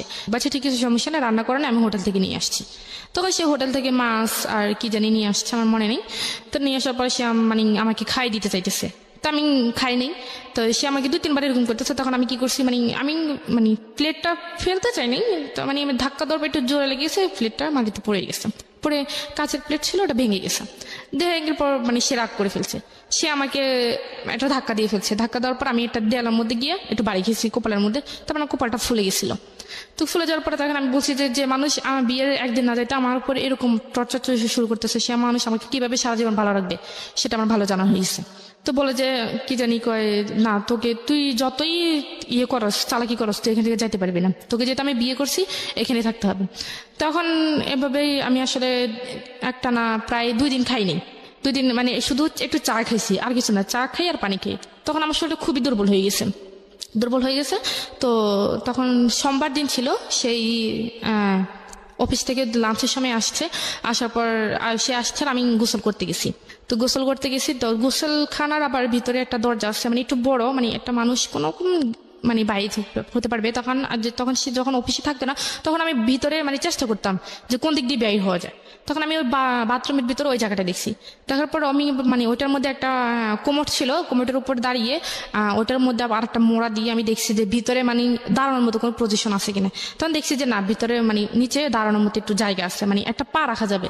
তখন আমি কি করছি, তখন তো আমি বাথরুমে চলে গেছি, জামা কাপড় নিয়ে গেছি। আমি মানে ভাবছিলাম যে সে যদি জড়িয়ে এসে পড়ে, তখন আমি এটা অজুহাত দেখাতে পারবো যে আমি গোসল করতে গেছি। তো সে আসছে, আসার পর আমি তো বাথরুমে ছিলাম, সে আসছে আমি শুনে নিই, সে অনেকক্ষণ হয়েছে মানে আসছে। তো আমি মানে চেষ্টা করতেছি এটার উপর ওঠার জন্য, কিন্তু উঠতে পারতেছে না। তো আমি যে মোড়া দিয়েছি, সে মোড়াটা মানে কোমরটা একটু প্লাস্টিক টাইপের, এটা একটু পিছলে হয়ে গেছে। জি। তো ওইটা মানে স্লিপ খেয়ে আমি পড়ে মনে করেন একবার পুরোপুরি অজ্ঞান হয়ে গেছি। আর শরীরটা খুব দুর্বল ছিল, আমি খাইনি, মানে অজ্ঞান হয়ে গেছি। অজ্ঞান হয়ে যাওয়ার পর সেই আওয়াজ পাইছে, আওয়াজ পাওয়ার পর সেই দরজাটা ধাক্কাইতেছে। তো দরজার সিট কিনেছিল, সেটাও মানে ধাক্কাতে ধাক্কাতে এটা খুলে গেছে। খুলে যাওয়ার পর সে আমাকে রুমে আনছি, রুমে আইনা তো একটা ডাক্তার আনছে। ডাক্তার আনার পর ডাক্তার বলতেছে কি ব্যাপার, উনি তো খুবই দুর্বল, ওনাকে একটা স্যালাইন দিতে হবে। তো বলছে ঠিক আছে স্যালাইন দেন। তো ডাক্তার আমাকে একটা স্যালাইন দিল। স্যালাইন দেওয়ার পর আমার জ্ঞান আসছে, আমার হাতে স্যালাইন দেওয়া। সে আমার পাশে বসে আছে, আমার মাথায় হাত বলে দিতেছে। তো সে বললো যে তোমার সমস্যা কি, তুমি খাওয়া দাওয়া করো না কেন, তুমি কি মরে যাবে নাকি? আমি বলছি যে হ্যাঁ আমি মরে যাবো। বলা যে তুমি মরে গেলে আমি থাকবো কি করে? তখন বলছে আপনি কিভাবে থাকবেন সেটা তো আমার জানার বিষয় না, যখন আমি আপনার কাছে ছিলাম না তখন তো আপনি ছিলেন, এরকম বলতেছে। তখন মানে আমি সব কথা তার মানে খুব, সে যদি নর্মালি কথা বলে আমি একটু মানে রাগ দেখে কথা বলি। 5-6 দিন চলে যাওয়ার পর সে একদিন রাত করে আসছে। আসার পর আমি শোয়া ছিলাম, মানে ঘুমিয়ে ছিলাম আবার ছিলাম, মানে এরকম একটা অবস্থা। সে মনে করেন এক ধরনের আমার উপর জোরাজোরি করতেছে, যেরকম স্বামী স্ত্রীর মধ্যে একটা ফিজিক্যাল রিলেশন যেটা হয়, সেটা ওই দিন মানে ফার্স্ট ওই দিন হয়ে গেছে আপনার অনিচ্ছা সত্ত্বে? হ্যাঁ, আমার অনিচ্ছা সত্ত্বে। So it was rape. Legally যদি এটা বলি, আইনত এটা হচ্ছে রেপ। হ্যাঁ। এবং অনেকের ধারণা নাই, আপনাদের সবার অবগতির জন্য জানাচ্ছি, সেটা হচ্ছে যে অনেকেই মনে করেন যে বিয়ে করার পরে এই ধরনের সম্পর্ক এটা রেপ হয় না। কিন্তু বাংলাদেশের নারী নির্যাতন আইন অনুযায়ী আপনারা যদি ইন ডিটেলে যান, তাহলে বিবাহোত্তরও রেপ হয়। এবং স্ত্রীর অনিচ্ছা সত্ত্বে যদি এই ধরনের কোনো অ্যাক্টিভিটিসের মধ্যে যাওয়া হয়, তাহলে সেটা রেপের পর্যায়ে পড়ে। এবং এটার জন্য কিন্তু চাইলে স্ত্রী আইনত অ্যাকশনও নিতে পারেন। So it was rape actually. Okay. তারপর সে আমার সাথে জোরাজোরি করে এরকম সেদিন 3বার সে আমার সাথে ফিজিক্যাল রিলেশন করছে। তো তখন আমি এক পর্যায়ে মানে নিস্তেজ হয়ে গেছি, বাট আমার কোনো হুঁশ ছিল না। তো হুঁশ না থাকার পর সকালে আমি মানে হাঁটতেই পারতেছি না, মানে এরকম একটা অবস্থা। পরে উনি অফিসে যাওয়ার সময় ওই দিন আর আমাকে তালা দিয়ে যায়নি। যেদিন তার আগের দিন যে ফিজিক্যাল হয়েছে, তো তার সকাল থেকে সে আমাকে তালা দিয়ে দেয়নি, দরজা খোলাই ছিল। তো সে আমাকে বললো যে যদি খারাপ লাগে নিচে তার আবার এক বন্ধুর আম্মা থাকে, তো ওনার সাথে গিয়ে কথা বলতে পারবে, আমি ওনাকে বলে যাবো, উনি তোমার সাথে এসে কথা বলবেন। তো তখন আর বাইরের তালা দিয়ে যায় নাই। তো আমি তখন চিন্তা করলাম যে মানে আমার মনে একটা ধারণা আসছে যে যেহেতু এতদিন বিয়ে হয়েছে ঠিক, কিন্তু আমাদের মধ্যে কোনো কিছু ছিল না। তখন আমি বাড়িতে চলে গেলাম, মানে আমি বলতে পারতাম যে আমি পারফেক্ট, আমার মধ্যে কোনো ইয়ে নেই। C this is a sense of society, sense of virginity, sense of our social ethics. It's very important point, খেয়াল করবেন এটা। ওকে।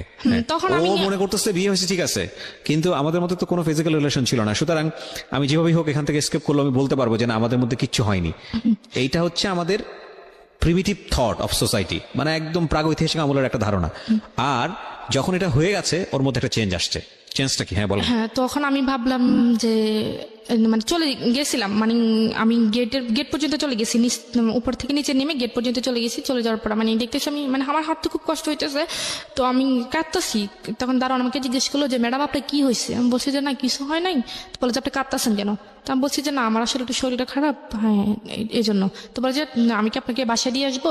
তো আমি বলছি যে না ঠিক আছে। তখন মানে আমার কথা শুনে ওই যে তার বন্ধুর আমার কথা বলো, উনি আবার বের হয়ে আসছে।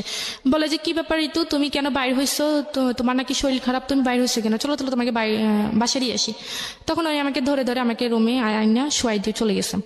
চলে যাওয়ার পর তখন মানে কারো মানে একটা ফোন যে পাবো, মানে কারো কাছ থেকে নিয়ে আমি ফোন করবো, মানে ওইরকম একটা জানি। তখন উনি আবার আসছে কিছুক্ষণ পর, বলে যে তুমি কি তোমার কি খিদা লাগছে বা কিছু খাইবে?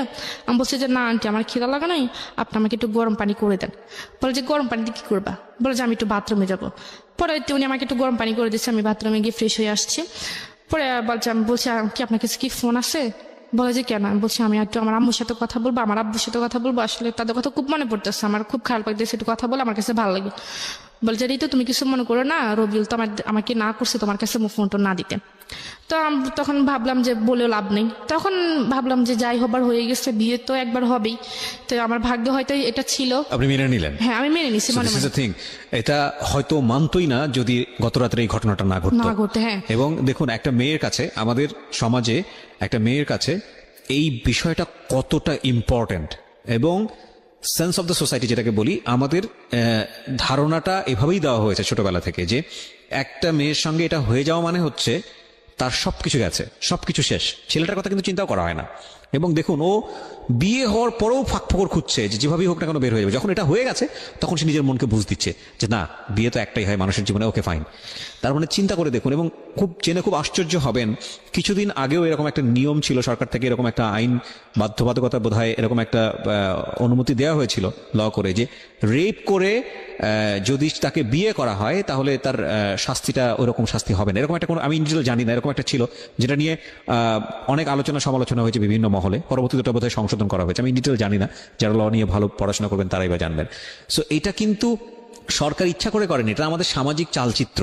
হ্যাঁ, আমাদের সামাজিক চালচিত্র, এবং খুব ভয়ানক রকম ভাবে একটা বিশাল রকম ভাবে একটা রং কনসেপশন, এবং এই রং কনসেপশনটা যুগের পর যুগ ধরে আমরা আমাদের সামাজিকতায় আমরা লালন পালন করে চলেছি। Very very wrong conception. একটা শারীরিক সম্পর্ককে জীবনে এত বড় কজ হিসেবে দেখা হয়, এত বড় ইম্পর্টেন্ট বিষয় হিসেবে দেখা হয়, যেটা পুরো জীবনটাকে মল্ড করে ফেললে, পুরো জীবনটাকে দুমড়ে মুচড়ে ফেললেও কিছু যায় আসে না, বরং একটা শারীরিক সম্পর্ক হয়ে গেছে, তার মানে ঠিক আছে, ওর কাছে আমি ধরা বাঁধা।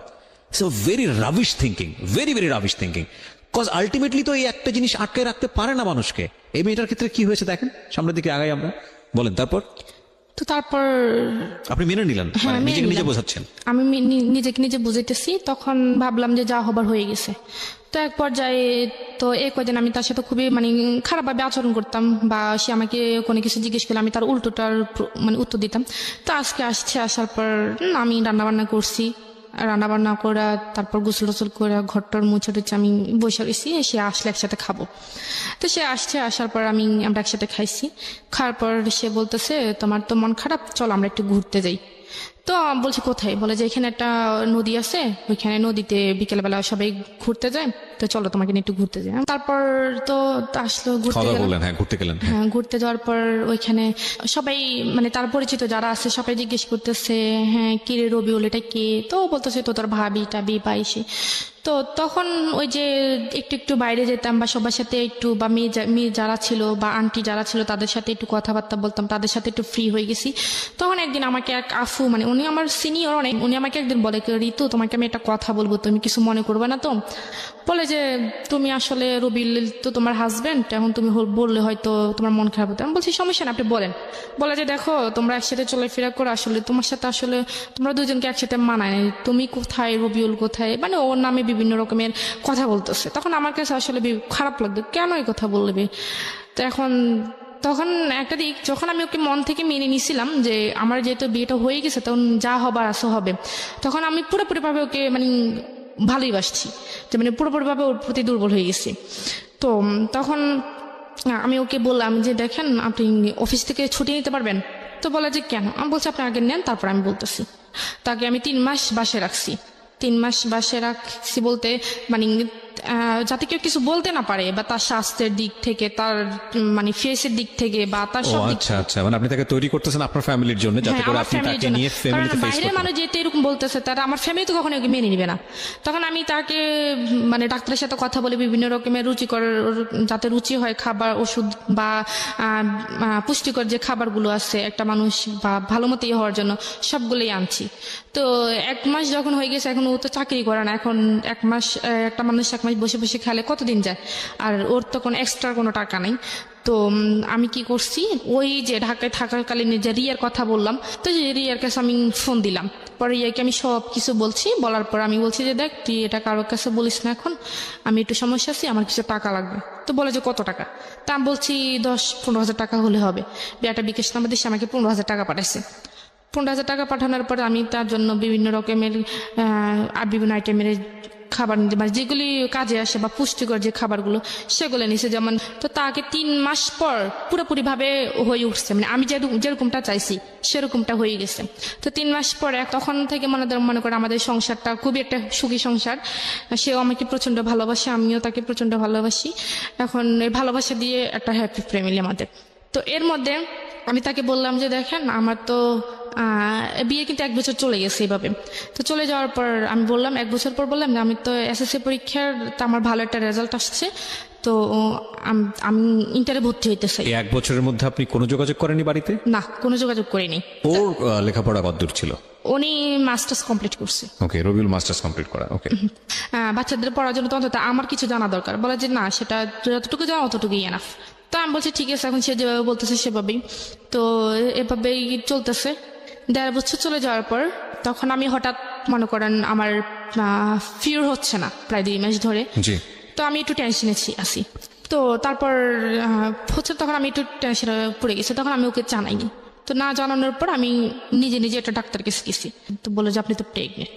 তো আমি বললাম না, এটা সম্ভব না, আমি এখন এই মুহূর্তে বাচ্চা নিতে চাই না। আচ্ছা। তো বলে যে কেন আপনাদের, বলে যে আপনি কি বাচ্চা আছে? আর আমি বলছি যে না, আমাদের বাচ্চা নেই, তো এটা প্রথম তবে আমি এখন বাচ্চা নিতে চাই না। তো বলছে এটা আপনার হাজবেন্ড জানে? তখন ও কিন্তু এটা জানে না। তো আমি বলছি যে হ্যাঁ, এটা ও জানে, ও নিতে চাচ্ছে না। তো আমি বলছি যে তাহলে, তো বলে যে তাহলে এটা যদি রাখতে না চান তাহলে যত তাড়াতাড়ি সম্ভব এটাকে অ্যাবর্শন করতে হবে।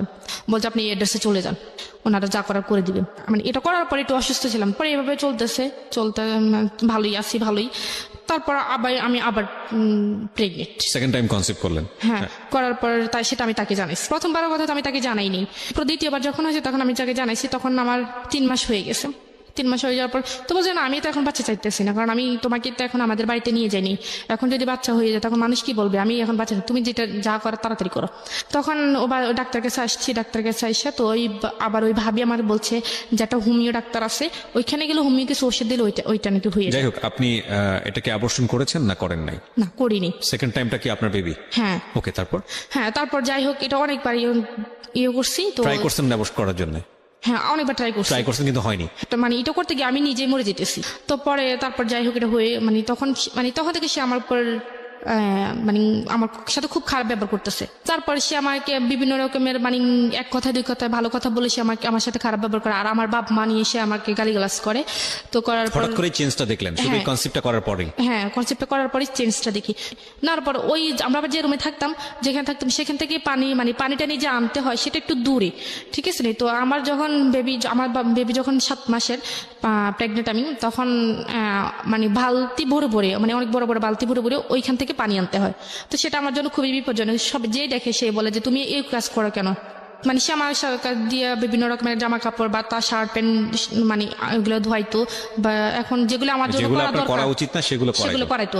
তো আমি এক রকমের করতাম, সব কাজ করতাম। তো করার পর যখন 8 মাস হয়ে গেছে তখন সে আমাকে বলছে যে পরীক্ষা করাইতে,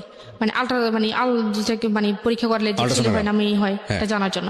তো আমি বলছি তুমি কি হইলে খুশি? বলে যে আমার ছেলে চাই।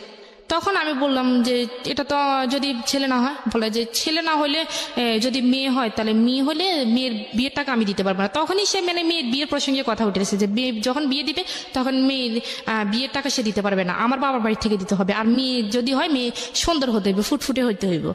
মেয়ে যদি কালো হয় তাহলে সে মেয়ে কখনই সে রাখবে না, সে পালক দিয়ে দিবে। ছাগল নাকি? সরি ফর দিস ওয়ার্ড, আমি এই ওয়ার্ডটা অনেক উচ্চারণ করাটা ঠিক হচ্ছে না, বাট এটাই আমার এক্সপ্রেশন, ভেরি জেনুইনলি ভিতর থেকে যেটা আসছে, এবং এটা কোনো প্রকার এডিট না হয়ে অনেক জায়গা আমি চাই। ওকে, বলেন। তারপর কি হয়েছে, তো আমি গেলাম, আমার ওই ভাবিকে নিয়ে গেলাম। তো উনি বলছে যে মেয়ে হবে। তো ডেট দেওয়ার পর বলতেছে মেয়ে হবে। তখন যখন ওকে জানাইছে তখন সে আমার উপর খুব রাগ করছে। আমাকে আমার পারে না, মারবে না ধরবে, সে বুঝতে পারতেছে না। তো পরে মাস্টার্স পাস ছিল, রাইট? হ্যাঁ। এটা তোর জানা উচিত, ছেলে মেয়ে হওয়ার ব্যাপারটা তো মেয়েদের উপর নির্ভর করে, সম্পূর্ণই ছেলেদের উপরে। তবে সে আমাকে তখন বলতেছে, যখন শুনছে যে আমার মেয়ে হবে তখন সে আমার বাড়িতে আস্তে আস্তে যোগাযোগ করার চেষ্টা করতেছে। তখন সে আমাকে প্রথমে আমার আম্মুর কাছে ফোন দিচ্ছে। তো আমার আম্মু এটা নিজে ফোন দিয়েছে? হ্যাঁ, সে নিজে ফোন দিচ্ছে। আচ্ছা। তো ফোন দেওয়ার পর সে বিস্তারিত জানো যে যা হয়ে গেছে, এখন আপনারা মেনে নেন। তখন আমার আম্মু এটা অ্যালাউ করে নাই। যে আমার মেয়েকে পাঠিয়ে দাও, তোমার আসার দরকার নেই, আমরা আমার মেয়েকে অ্যাকসেপ্ট করবো, কিন্তু তোমাকে তো আমরা এলাও করবো না। তখন আসে আমার আব্বুকে ফোন দিয়েছে। আমার আব্বুকে ফোন দিয়েছে, আমার আব্বুর কাছে সে খুব কান্নাকাটি করছে, আমিও খুব কান্নাকাটি করছি। করার পর আমার আব্বু বলছে ঠিক আছে, আমি ব্যবস্থা করতেছি। তো সে বলতেছে দেখেন ঋতু তো মানে আপনার প্রেগনেন্ট বা ওর তো বেবি হবে, এখানে তো দেখাশোনার মতো করার মতো কেউ নেই, এখন আমাদের বাড়িতে ওকে নিয়ে যেতে পারি নেই, তো ওকে এখানে কে দেখবে, আপনারা যদি চান তাহলে ও প্রথম বাচ্চাটা আপনাদের এখানেই হোক। তো আমার আব্বু বলছে ঠিক আছে আমি ব্যবস্থা করতেছি। তখন আমার আব্বুর আসার সময় হয়েছে, তো আমার আব্বু আসবে, তা বলছে ঠিক আছে আমি বাড়িতে যাই ঋতুর আম্মুর সাথে কথা বলে দেখতেছি। তো দেশে বা আমার আব্বু বাড়িতে আসছে, আমার আম্মুর সাথে কথা বলে আমার আম্মু কোনো রকম মানানোর পর তো আমরা গেলাম। এর আগে এখানে একটা ঘটনা হয়েছে যে আমি যে বললাম না যে একটু দূর থেকে পানি আনতে হয়, তো আমি বললাম যে আমরা এখানে থাকবো, টাকা দিয়ে থাকবো, আমরা তো এখানে মানে টাকা ছাড়া থাকতেছে না, তাহলে তুমি একটা ভালো দেখে একটা রুম নাও যেখানে পানিটা নিয়ে একটু কাছে পাওয়া যায়, তো আমি এখানে থাকবো না। তো বলে যে আমি যেখানে থাকবো তুই সেখানে থাকতে হবে। তখন থেকে সে আমাকে তুই করে ব্যবহার করে, তুই সেখানে থাকতে হবে, আর না থাকলে তুই চলে যা। আমি বলছি আমি এই অবস্থা কোথায় যাব? তখন এক কথা দুই কথা আমি বলছি যে মানে একটু বেশি হয়ে গেছে যে আমি এখানে থাকবোই না, আমি এখানে চলে যাব, আমি কি এখানে টাকা ছাড়া থাকি নাকি? তখন সে আমাকে অফিস থেকে দুপুরবেলা খাইতে আসছে, তার কোমরে একটা বেল্ট ছিল, সে বেল্ট দিয়ে এই প্রেগনেন্ট অবস্থা আমাকে খুব মারছে, কেউ এসে আমাকে ধরে নেই, দরজা বন্ধ করে সে আমাকে খুব মারছে। মারার পর আমি শুয়েছিলাম, তো আমি শোয়ার থেকে উঠতে পারতেছি না। তো ওই ভাবিটা আসছে, ভাবিটা মানে উনি ছিল না, রবিউল ছিল না, তো শুধু এই মেয়ে সন্তানকে কেন্দ্র করেই আপনাদের মধ্যে এই ধরনের আচরণ। হ্যাঁ। তখন আমার বেবি হওয়ার এক সপ্তাহ আগে আমাকে বাড়িতে দিয়ে আসার পর বাড়িতে যাওয়ার পরে রিয়াকশনটা কি দাঁড়ালো? এতদিন পরে বাড়িতে গেলেন, কয় বছর পরে বাড়িতে গেলেন? এই তো 3 বছরের মাথায় বাড়িতে গেছি। 3 বছরের মাথায় ওই যে আপনাকে কিডন্যাপ করে নিয়ে গেল, এটা তো কিডন্যাপ, অফকোর্স কিডন্যাপ। এবং তারপরে 3 বছর ধরে এইরকম একটা মানুষের সঙ্গে তখন তো থেকে বাড়িতে সবাই আমাকে দেখতে আসছে, মনে করেন বাড়িতে গ্রামের বাড়িতে যেটা হয় আর কি, বিশেষ করে তো যা হওয়ার সবাই নানান কথা বলতেছে। যাই হোক পরে ওকে দেখছে, দেখার পর ওনাদের পছন্দ এখন না হলেও মেনে নিতে হবে, কারণ আপনার বাবু চলে আসছে পেটে। বাবু চলে এসছে। হ্যাঁ, তখন আমাদের বাড়িতে যেমন আমরা বৃহস্পতিবারে গেছি, তো উনি শুক্রবারে চলে আসছে, ওনাদের বাড়িতে চলে গেছে। ওনাদের বাড়িতে যাওয়ার পর আমার আব্বু বলছে যে এটা যত তাড়াতাড়ি সম্ভব ওনাদের ফ্যামিলি জানতে, তো ওনাদের ফ্যামিলিকে জানাইছে, জানানোর পর ওনার ফ্যামিলি বলছে ঠিক আছে সমস্যা নেই, আমরা নিয়ে আসবো, বেবি হওয়ার পর আমরা বেবি এবং বেবি মাকে দুজনকে একসাথে নিয়ে আসবো।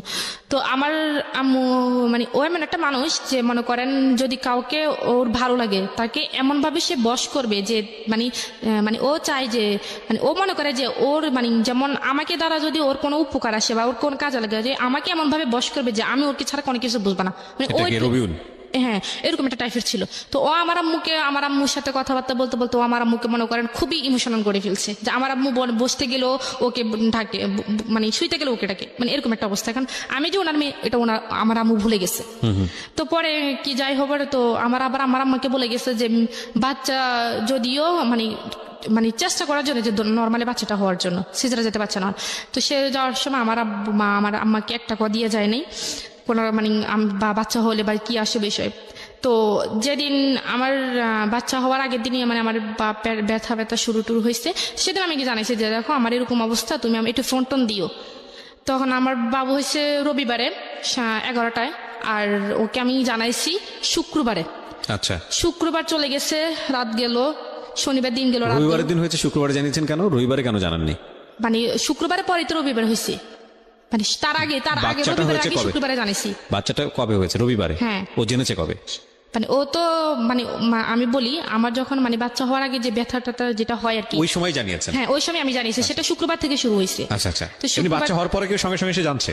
হ্যাঁ, না, সঙ্গে সঙ্গেই জানছে, যেটা আমাদের বাড়ি থেকে সে জানাইছে। কিন্তু সে তার মানে বাচ্চা হওয়ার আগ পর্যন্ত সে আমাকে একটাবার ফোন দিল না যে আমি বেঁচে আছি নাকি মরে গেছি। আচ্ছা। তো আমার ব্যথা দেখে আমার আব্বু খুবই কান্নাকাটি করতেছে, তো আমার আব্বু বলতেছে আমার মেয়েকে আমি এভাবে রাখবো না, আমি হাসপাতালে নিয়ে চলে যাবো। তখন সে আমাকে হাসপাতালে নিয়ে সিজার করাইছিল। তো সিজার আমার বেবিটা হয়, তো বেবিটা হওয়ার পর আমার বেবি মাশাআল্লাহ খুবই সুন্দর হয়েছিল। তো হওয়ার পর আমার আব্বা জানাইছিল ওনারে যে তোমার মেয়ে হয়েছে। ও আমার আব্বাকে বলে যে মেয়ে কালো হয়েছে না সুন্দর হয়েছে। প্রথম কোশ্চেন ছিল এটা? হ্যাঁ, মানে মেয়ের মা সুস্থ আছে বা মেয়ে সুস্থ আছে কিনা সেটা জানতে চাইনি, সে প্রথমে জানাইছে মেয়ে কালো হয়েছে না সুন্দর হয়েছে। তখন আমার আব্বু এখানে একটা মানে রেগে গেছে যে এটা কেমন কথা যে মেয়ে কালো হয়েছে না সুন্দর হয়েছে। তখন আমার আব্বু ওর সাথে মানে রাগ করে 2-3 কথা বলে না। তখন আমার সাথে যোগাযোগ হয়েছে, সে আমার সাথে কথা বলে না, আমি তো হাসপাতালে ছিলাম। তো তখন কোরবানি ঈদের 5 দিন আগে আমার মেয়ে হয়েছে। তো কোরবানি ঈদের ছুটি হয়েছে, ছুটি হওয়ার পর মনে করেন সে ছুটি পাইছে। তো ছুটি মানে কোরবানি ঈদের মেয়ে হওয়ার 2 দিন পর সে বাড়িতে আসছে। আচ্ছা। বাড়িতে আসার পর সে আমার মেয়েকে একবারও দেখতে আসেনি। মানে সে বাড়িতে চলে গেছে। তো আমি তাকে বারবার ফোন দিই যে মেয়েকে দেখতে আসার জন্য, দেখে আসার জন্য। তো মেয়ে, সে বলে যে না, আমি একবার ঈদের পরে গিয়ে মেয়েকে দেখে আসবো। তো আমি বলছি, মানুষ মেয়ের মানে বাচ্চা হইলে বা বাবু হইলে মানুষ সঙ্গে সঙ্গে তার মেয়েকে আগে দেখতে আসে, বা ছেলে হোক মেয়ে হোক যেটাই হোক আগে দেখতে আসে, কিন্তু তুমি তো আসলা না। বলে যে আমার যদি, আমি কেন যাইনি তুই জানোস? আমি কি কেন? বলে যে আমার যদি ছেলে হইতো না, আমি গরু জবাই করে সবাইকে নিয়ে ফুর্তি করতাম, কিন্তু মেয়ে হয় না দেখে আমি মেয়েকে দেখতে জানি। সে আমাকে ডিরেক্টলি এভাবে বলছে। তো বলার পর আমি তখন খুব কানাকাটি করছি। তো আমি কেমন কথা এটা আবার? তো বলছি ঠিক আছে, তোমার আসতে হইব না। তো আমাদের ঈদের পরে এখন তাদের বাড়িতে আমাকে নিয়ে যাবে, এখন একটা আনুষ্ঠানিকতার দরকার। তো আমার আব্বু মনে করেন, যারা ধর্ম মানেন, যারা রিলিজিয়ন মানেন, তারা নিশ্চয়ই এটা জানেন যে দেয়ার ইজ এ হাদিস অন দিস, যে সৃষ্টিকর্তার তিনটা জিনিস খুব প্রিয় এবং তিনটা জিনিস আমাদের জন্য আশীর্বাদ স্বরূপ, এবং তিনটাই আমরা কেন জানি খুব অপছন্দ করি। এক নম্বর হচ্ছে, তিনি যাকে খুব পছন্দ করেন তিনি তাকে কন্যা সন্তান দান করেন, আলহামদুলিল্লাহ। সেকেন্ড যেটা, সেটা হচ্ছে তিনি খুশি হলে বৃষ্টি দেন, বৃষ্টিও আমরা অপছন্দ করি। এবং তিনি যদি কারোর উপর খুশি হন তো সেই বাড়িতে তিনি মেহমান পাঠান। এটা একটা হাদিস। এবং দুর্ভাগ্যজনক ভাবে হলেও সত্য, আমরা মেয়ে সন্তান হলে অখুশি হই। সবাই হন না অফকোর্স, কেউ কেউ শুধু মেয়ে সন্তানই চান, এরকম বাবাও আছেন দুনিয়াতে, এরকম পরিবারও আছেন, কিন্তু বেশিরভাগের সিনারিওটাই বোধহয় এরকম কষ্টকর। শুধু এটা তো কিছুই না, এরকম হয় যে সন্তান হয়েছে মেয়ে, তাকে ছুঁড়ে ফেলা হয়েছে। এই যুগেও আমরা বসবাস করি। ইনফ্যাক্ট আমরা গল্পটা একটু সামনের দিকে আগায় নিতে চাই। হ্যাঁ বলেন, তারপর?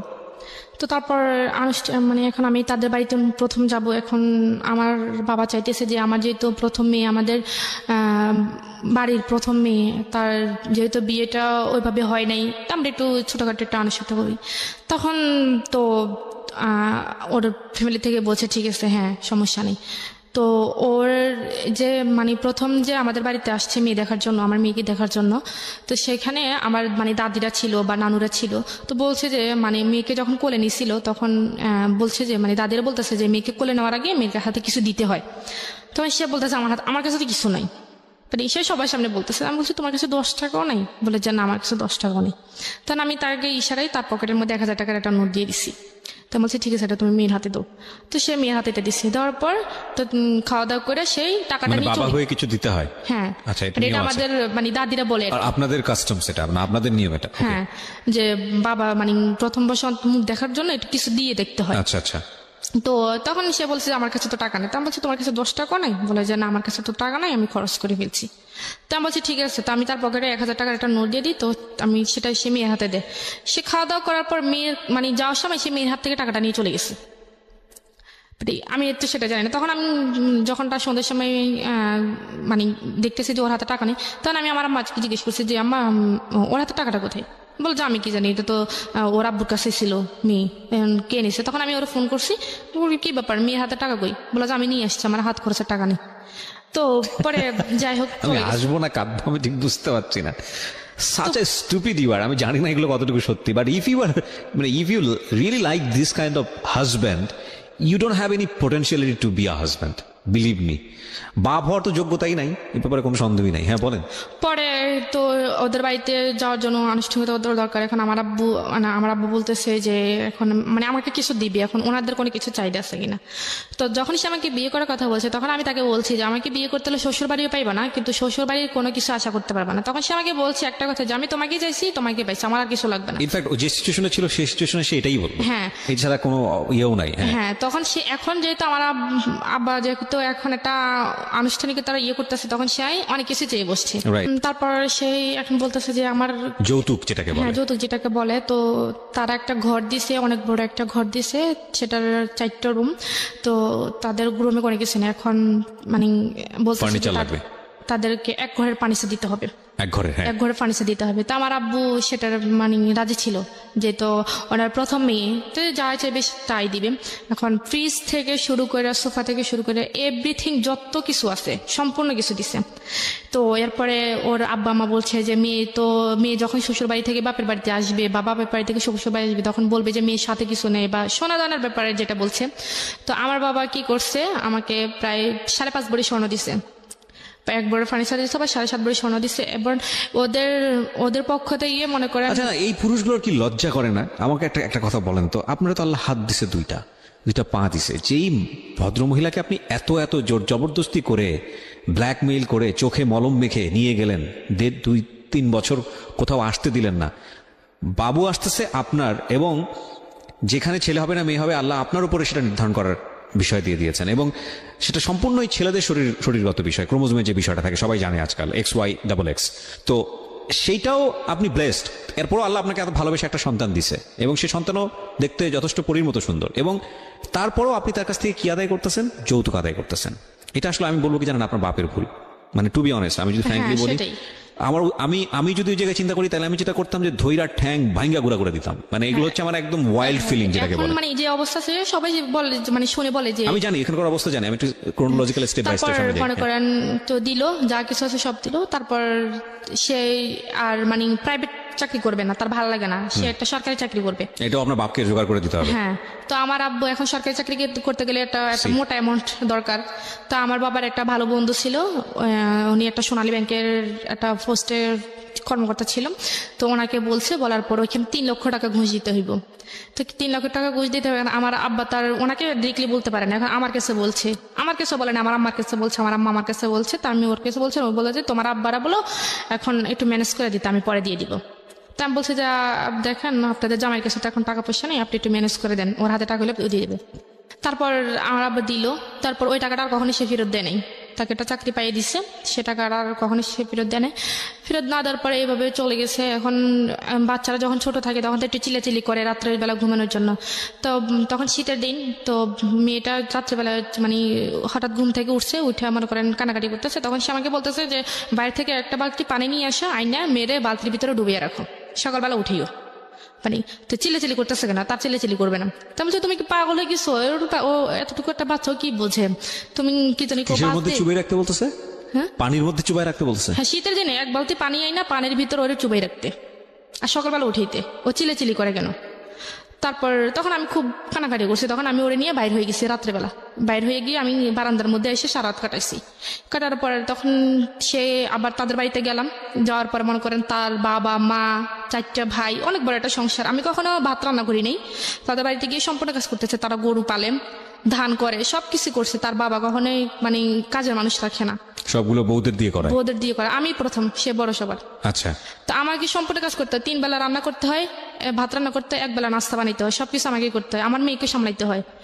সে পক্ষে মানে তাকে মানে এগুলো তো কিছুই করতেন না, এখন রীতিমতো সমুদ্রে গিয়ে পড়ছেন। হ্যাঁ, সমুদ্রে পড়ছি।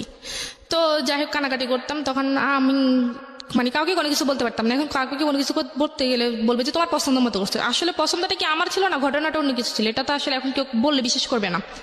তো যাই হোক কষ্ট মানে মানিয়ে নিতাম। তখন আমি তাকে বলছি যে আমি এখানে থাকতে পারবো না, এত কাজ আমার দ্বারা সম্ভব না, একটা মানুষ রাখুক। আমি তো বলছি যে আমি করবো না, একটা মানুষ রাখুক, তো আমার যেন একটু হেল্প হয়। তো বলছি ঠিক আছে, আমি তোমাকে আমার সাথে নিয়ে যাবো। তো আমি ওর সাথে আমরা নিয়ে যাইব। নিয়ে যাওয়ার পর ও তখন সিলেট হবিগঞ্জ গেছে। তো আমার মেয়েকে আমি সাথে নিতে পারবো। তখন আমার মেয়ের বয়স 3 মাস। আমার মেয়েকে আমি সাথে নিতে পারবো না। তো আমার মেয়েকে আমি কার কাছে রেখে দেবো? বলে যে তোমার বোনের কাছে রেখে দাও। আমার বোন তখন ক্লাস 8-এ পড়ে। বলে যে তোমার বোনের কাছে রেখে দাও। আমি বলছি না, এতটুকু বাচ্চা আমার বুকে দুধ খায়, এখন ও কিভাবে থাকবে? বলে যে আমি তো কথা জানি না, তুমি যদি বাচ্চা নাও আমি তোমার কি জানি নিতে পারবো না, এখানে তুমি কাজ করো, যাই করো, মরো বাঁচো, এখানে থাকতে হইব।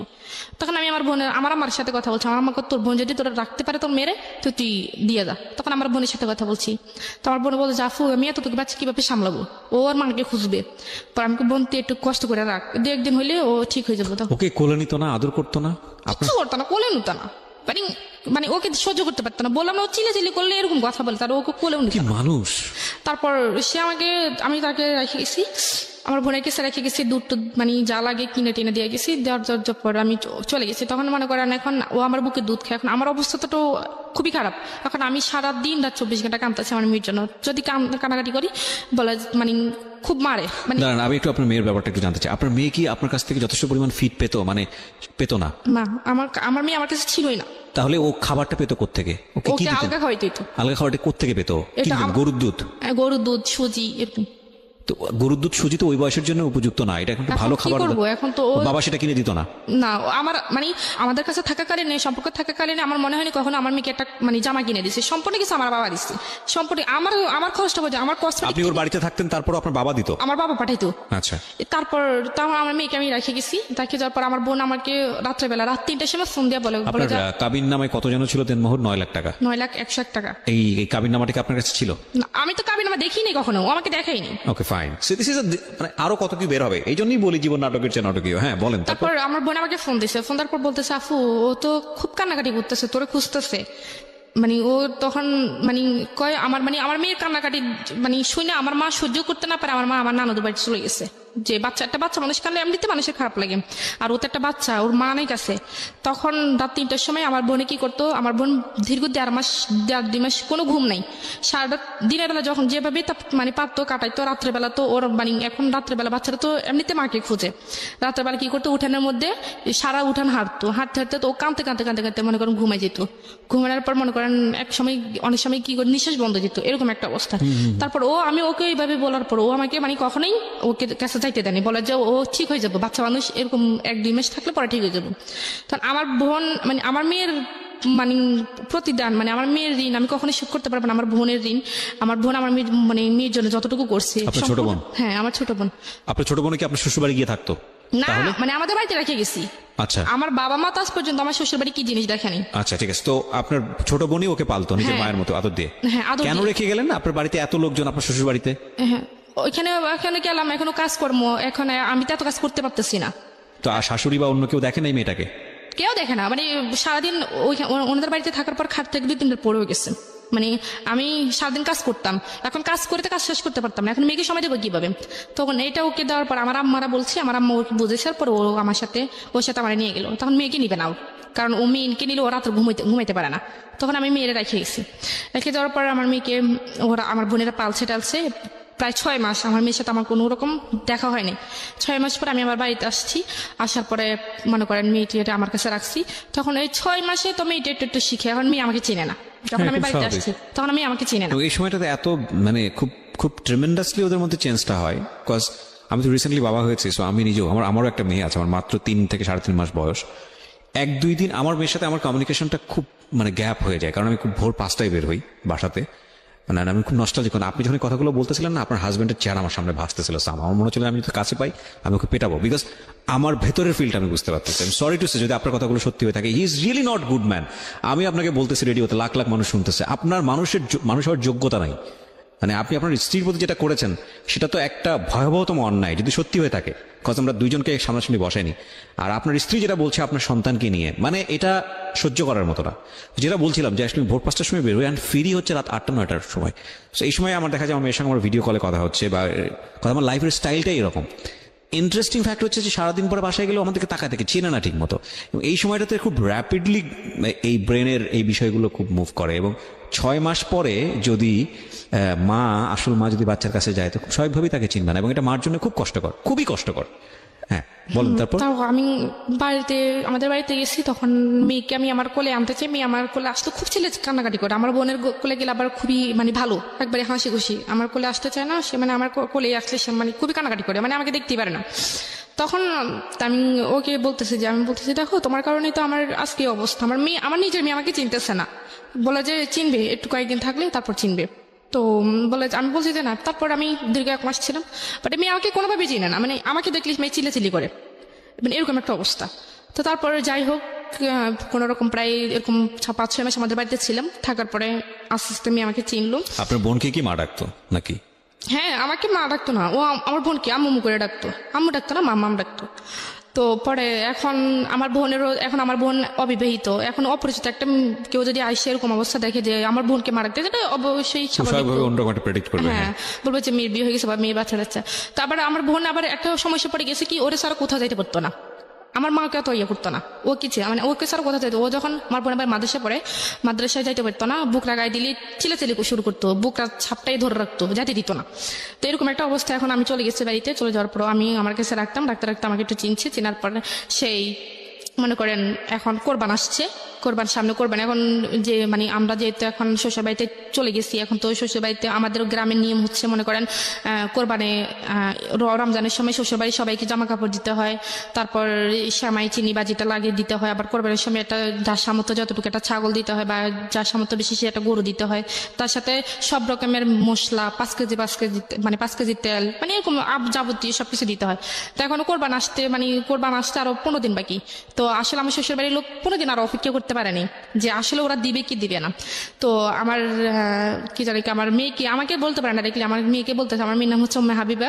তো বলতেছে হাবিবা তোর নানুদের মনে আজ এবছর টাকা পয়সা নাই, তো নানুরা মনে এবছর তো দাদুদেরকে কিছু দিতে পারবে না। এটা কি নিয়ম নাকি? হ্যাঁ, এটা আমাদের এদিকে নিয়ম। কালচার মানে হচ্ছে নানুর বাড়ি থেকে দাদুর বাড়িতে আসতে হবে। হ্যাঁ, কেন দাদুর বাড়ি থেকে নানুর বাড়িতে যাইতে পারে না? না না, সব বোগাস নিয়ম। হ্যাঁ, পরে পরে যাই হোক, এখন এখন আমি আমার আম্মাকে বলছি, তো আমার আম্মা বলতেছে ওনারা বুঝে একটু অপেক্ষাও করতে পারে না। তখন আমার আম্মা এই সমাজটাও না মানে কেমন জানি, মানে মেয়ে জন্ম দিয়ে ও রীতিমতো পাপ করে ফেলেছে, মানে প্রত্যেকটা অ্যাঙ্গেলে বৈষম্য, সবকিছু মেয়ের বাড়ি থেকেই যেতে হবে। স্টুপিড। হ্যাঁ, তারপর আমার আম্মা তারপরের দিনই আমার কাকাকে দিয়ে, তখন আপু ছিল না, আমার কাকাকে দিয়েই সবকিছু কিনে কাটা করে পাঠায় দিছে। পাঠায় দেওয়ার পর তো এখন কোরবানি ঈদে, এখন একটা বিয়ের অনুষ্ঠানে মানুষ এত মানুষ জানা, কোরবানি ঈদে আমার শ্বশুর বাড়িতে দাওয়াত দিছে। তো আমার শ্বশুর বাড়িতে বলতেছে আমরা শুধু আমাদের আত্মীয় স্বজন, আমরা কি একা একা যাবো নাকি, আমরা যদি যাই আমাদের আত্মীয় স্বজন কি বলবে। তো আমার আম্মা বললো যে ঠিক আছে, আপনাদের আত্মীয় স্বজন যেহেতু আছে, আপনারা দেখেন কয়জন হয়, তো আসেন। তো 180 জন হয়েছে আত্মীয় স্বজন আপনাদের বাড়িতে আসবে কোরবানির ঈদের দাওয়াত খেতে, 180 জন। তো আমার আম্মা তো এখন কি করবে, এখন মুখ বুঝে সব সহ্য করতে হবে। তো আমার আম্মা বলছে ঠিক আছে আসেন। তো আসার কথা বলছে, তারপরে মানে আমার আব্বু আম্মাকে কখনোই বলে নাই যে আপনারা আমাদের বাড়িতে গিয়া একটু দেখে আসেন, দাওয়াত তো দূরের কথা, মানে গিয়ে একটু দেখে আসেন নিজের আসতে খাওয়ার জন্য। আসলে খাওয়ার মানুষ জন্য। See, see, see, see, see. মানে প্রত্যেক মাসে একবার হইলেও ওনাদের বাড়িতে সবাই দাওয়াত পড়ে আমাদের বাড়িতে।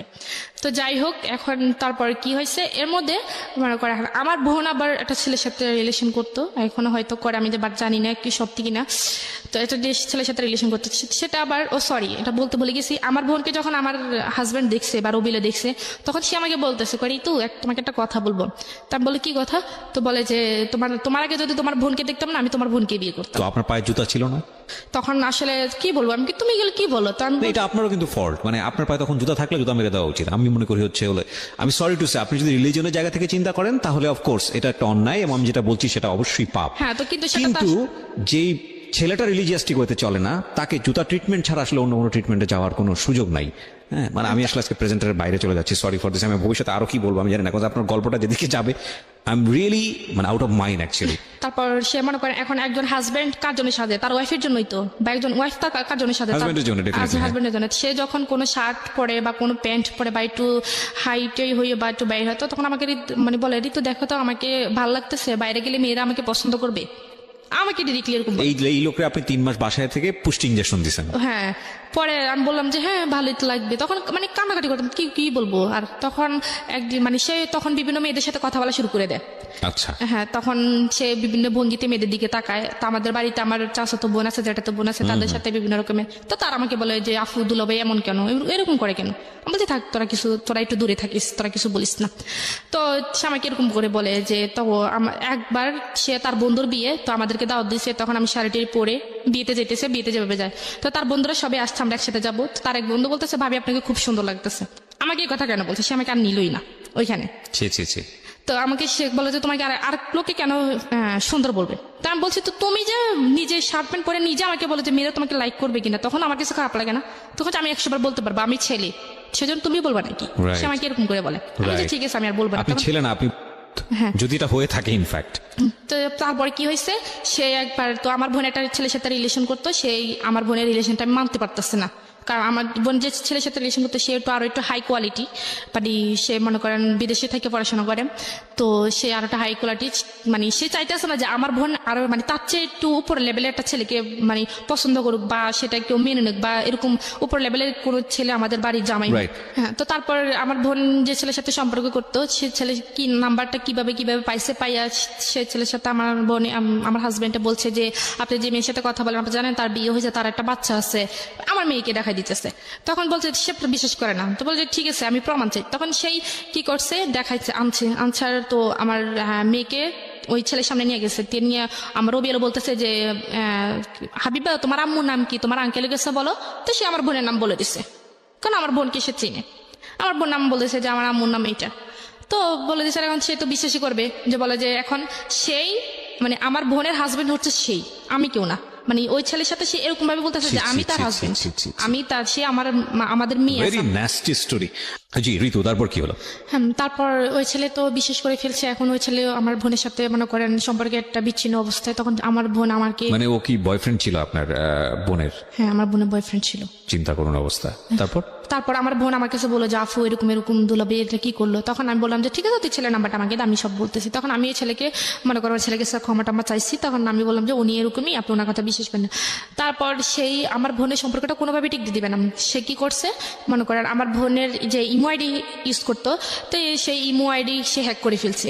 এটা এখন খুব আমার সহজেই বোনে করা কার যায়। কাছে মেসেজ করবে সে সবকিছু দেখে। তো আমার বোন হয়তো ওই ছেলের সাথে কিছু সিক্রেট কথা বলছে, সেইগুলো দেখছে, কিছু ফিক ফাটাইছে, সেগুলো দেখছে, দেখে ফেলছে। দেখে ফেলার পর সে আমার বোনকে ব্যাকলিং করতেছে যে তুমি এটা কি করতেছো, আমি তোমার আব্বুর কাছে সবকিছু বলে দেবো। তখন আমার বোন একটু ভয় পেয়ে গেছে, বলে যা ওই ছেলের সাথে নামে আমি তোমার মামলা দেবো, যে নারী নির্যাতনের মামলা। কারণ তোমাদের যে মেসেজ তুমি পাঠাইছো এগুলো দেখে আমি দেখাই মামলা দিব, তোমার আব্বুর কাছে বলতেছি, তোমার আম্মার কাছে বলতেছি। তো আমার বোন ভয় পেয়ে গেছে, আমার বোন ভয় পেয়ে গেছে, আর আমার বলছে। বলার পর আমি সাথে সাথে আমার শ্বশুর বাড়ি থেকে আমার বাপের বাড়িতে চলে আসছি। আসার পর ও আসছে, আসার পর আমি বলতেছি তুমি এসব কি করতেছো, তোমার বোন একটা অন্যায় কাজ করতেছে, এটা আমি বাধা দিতেছি, এটা তো আমি খারাপ কিছু করতেছি না। তখন কি করছে সে আমার সবার সামনে এই মেসেজগুলো দেখাচ্ছে, সেগুলো আসলে দেখার প্রয়োজন পড়ে না। তারপর দেখেছে, তারপর ওর কারণে আমার বোনকে আমার জ্যাঠা মেজো জ্যাঠা খুব মারছে এই মেসেজগুলো দেখে। দেখে মানে এখন ওরা তো জানি গেছে একটা ছেলের সাথে রিলেশন আছে, এখন এগুলো দেখে ছেলের সাথে রিলেশন কেন, এগুলো দেখে খুব মারছে। এটা তো আরো খুব সুন্দর করে ওয়াইজলি এটাকে সমাধান করা যেতে পারতো। নিজের হ্যাঁ। ঘরের খবর চারদিকে জানাই দেওয়ার কোনো মানে তো নাই। মানে হতো না। তো তারপর কি করছে তারপরে সে থামে নাই। সে বলতেছে তুমি যদি আমার কথা না শোনো তাহলে আমি কিন্তু ওই ছেলের নামে মামলা করে দিব, এমনকি আমি সবকিছু কথা বলি। আচ্ছা, এই অধিকারটা খাটাই কিভাবে আমি তো বুঝলাম না। মানে এটা তো আমি জানি, এটা আমার বোনের সাথে হয়েছে। এখন আমার বোন আসলে ওই ছেলেকে হয়তো প্রচন্ড ভালোবাসে, সেই জন্য আসলে ও ক্ষতি চায় না, সেজন্য বলছে ঠিক আছে আপনি কি বলেন। আমার বোন ওকে অফার করছে যে ওর সাথে ফিজিক্যাল রিলেশন করবে। দাঁড়ান 1 মিনিট, কাকে অফার করছে? আমার বোনকে। কি অফার করছে? ও আমার হাজবেন্ড। Are you sure? অবশ্যই, আমি একটা ভিডিও ছিল সেটা আমি নিজেও দেখছি। কিসের ভিডিও? এটা জাস্ট এমনিতেই কিস টিস করছে। আপনার বোনকে? হ্যাঁ। সে ভিডিওটা কে করছে? সেই করছে, করে আপনাকে দেখাইছে? আমাকে দেখাইছে। তখন আমাকে দেখা নাই, আমি ওই অবস্থায় আমি ওইখানে চলে গেছি। আচ্ছা, ঘটনাটা শুনি, কি হয়েছে?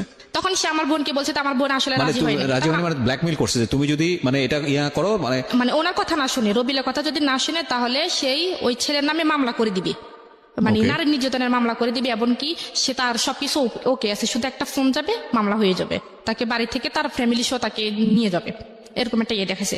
সেখানে বসে আমার বোন তো মনে করেন এখন একটা দুটান অবস্থা হয়ে গেছে। তখন তো যা হওয়ার হয়েছে, তখন আমি হঠাৎ কোন একটা কাজে আপনার বোনকে অফার করেছে, আপনার বোন সেটা রাজি হচ্ছে? প্রথমে রাজি হয় নাই, সে আমার বোনকে অনেক ভয়টাই দেখাইছে। তো আমার বোন এটার জন্য খুব কাঁদছে আরো। সে আমার বোন মনে করেন একটু ঘটনা যখন আমি বয়স দেখে কত ফেলছি, ছিল? ওর বয়স তখন 16 বছর। C this is another case, যেটা ওর ক্ষেত্রেও হয়েছে। যখন ওর বয়সটা ছিল 16 বছর, একইভাবে ব্ল্যাকমেইল করেছে। এই ছবলটা ঠিক ওর আপন বোনের ক্ষেত্রেও মেরেছে। হ্যাঁ, তো তারপর তখন আমার বোন এটা হওয়ার পর ও নিজের হাত টাত সব কেটে মনে করেন করে ফেলছে, সুইসাইড করতে গেছে আমার বোনে। বোনের সঙ্গে আপনার হাজবেন্ড এটা হয়েছে? হ্যাঁ, না হয় নাই, শুধু এমনিতে যেটা হয় আর কি এমনি হয়েছে। আর এটা ও ভিডিও করছে। তো তখন আমি ওই অবস্থায় ওইখানে চলে ওদেরকে ওই অবস্থা দেখে ফেলছি। দেখে ফেলার পর আর তখন আমার বোনকে তো ছেড়ে দিছে। ছেড়ে দেওয়ার পর আমার বোন আমাকে জড়াই ধরে কাঁদতেছে, খুব কান্নাকাটি করে এসব কথা বলতেছে। তখন আমি যখন বলছি যে তুমি এসব কিছু করতেছো, আমি এক্ষুনি সবাইকে জানিয়ে দেবো, তখন ও আমাকে বলে যে তুই যদি বলস, আমি বলবো যে তুই তোর বোনকে আমার কাছে দিয়ে গেছিস। ও আমাকে বলতেছে, তখন আমি তো এবার কি বলবো, এখানে আমার তার কিছু বলার নেই। আমি বলছি তুমি আমাকে এবার ব্ল্যাকমেল করতে পারো না। বলা যে অবশ্যই করবো, তুই যদি এটা কারোর কাছে প্রকাশ করতে চাস, আর তোর বোনের ভিডিও আছে সেটা আমি কি জানি নেটে ছেড়ে দিব, আর তুই যদি কোনো কিছু করতে চাস, কারোর কাছে বলতে চাস, তা আমি তোকে উল্টা ফাঁসিয়ে দিব। আপনাদের বাড়িতে হচ্ছে এসব? আমাদের বাড়িতে হয়েছে। তখন আমি কি, তখন আমার বোনে আমার বাবা কোথায় ছিল সে সময়? আমার মা আমার নানুদের বাড়িতে ছিল। আপনার বাবা মা? আমার আব্বা বাড়িতেও ছিল, দেশের বাড়ি ছিল, আর আম্মা নানুদের বাড়িতে ছিল। তখন আমিও বাড়িতে। বড় ভাইরা কোথায় ছিল? বড় ভাই বাইরে থাকে।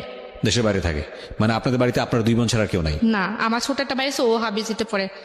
তার আপনাদের বাড়িতে শুধুমাত্র আপনারা 2 জন? হ্যাঁ, আর দাদু আছে। দাদু ধরেন আমাদের তো নতুন বাড়ি পুরান বাড়ি যেটা বলে, দাদুরা পুরাতন বাড়িতে থাকে আর আমরা নতুন বাড়িতে।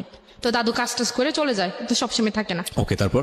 তো তারপর এখন এসে আমাকে এরকম ব্ল্যাকমেল করছে, আমি আর কাছে বলতে পারি। তখন আমি আমার বোনের কাছে আমার বোনের পা ধরছি। আমি বলছি তুই ওর হয় আমার কি জানি ওর হয়, আমি তোর কাছে মাপ চাইতেছি, তুই ওরা মাপ করে দিস।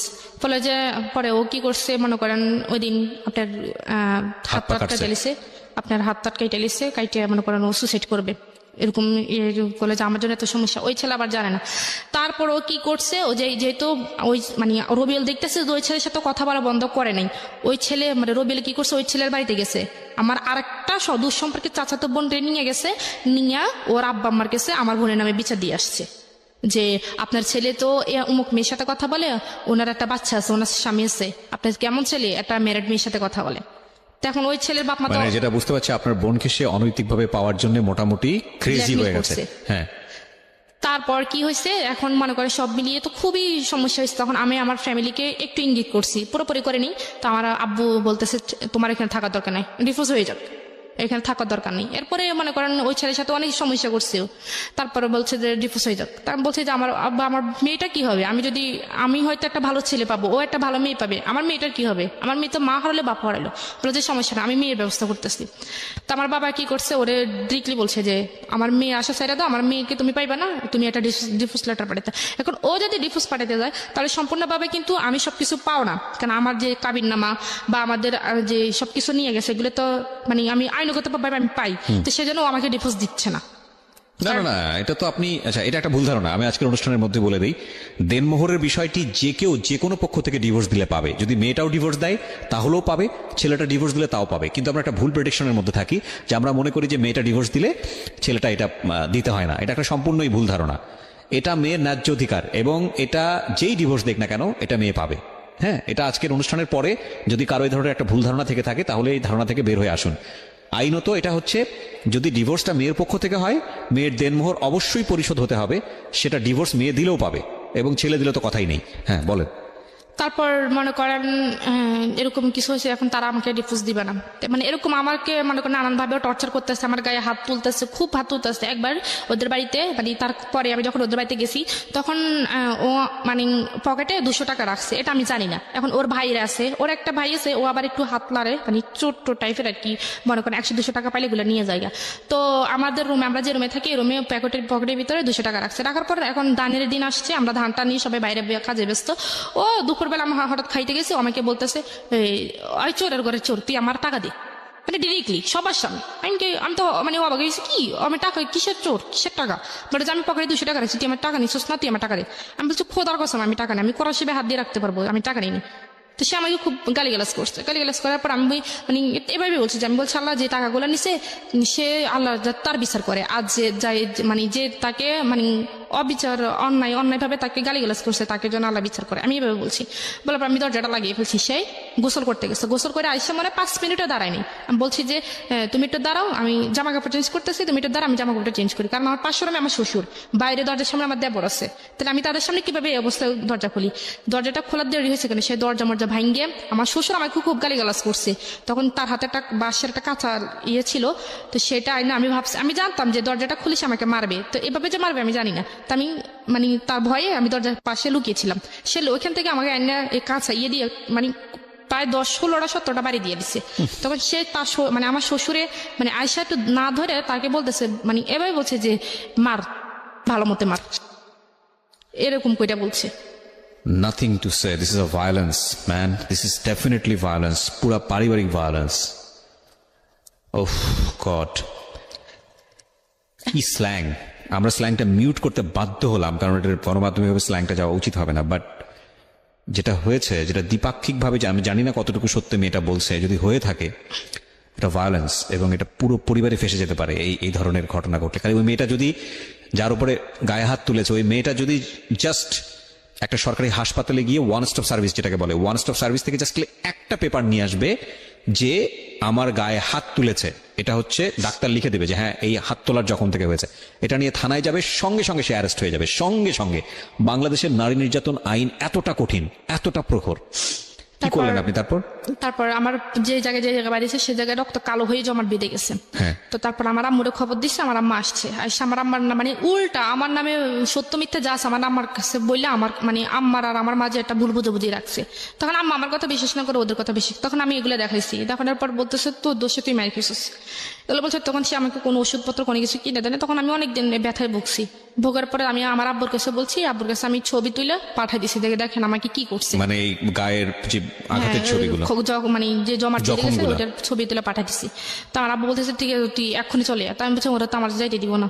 তখন সে বলছে যে কি আমার শ্বশুর কাছে ফোন দিছে, শ্বশুর কাছে ফোন দিছে, আর আমার আব্বু বলতেছে যে আমাদের বাড়িতে একটা কাজ আছে, মেয়ের একটু পাঠান, 2 দিন থেকে চলে আসবে। তখন আমি আমার মেয়ের নিয়ে চলে গেছি। চলে যাওয়ার পর আমার আব্বু বলছে যে ওরে ফোন দিয়েছে, তো তুমি আমার মেয়ের সাথে আর কোনো সম্পর্ক রাখবে না, আমাকে আমি 1 মাসের মধ্যে আমি ডিভোর্স লেটার পাঠাইতেছি। তখন সে কি করছে, আমার আব্বার কাছে মাপ টাপ চাইছে, চাইয়া সে আমাদের বাড়িতে গেছে।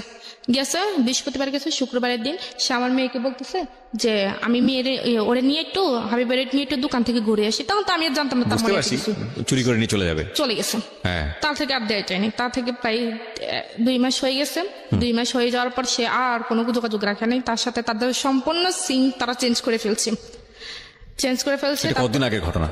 এটা আরো ধরেন 4 মাস আগের ঘটনা। আচ্ছা, তারপর?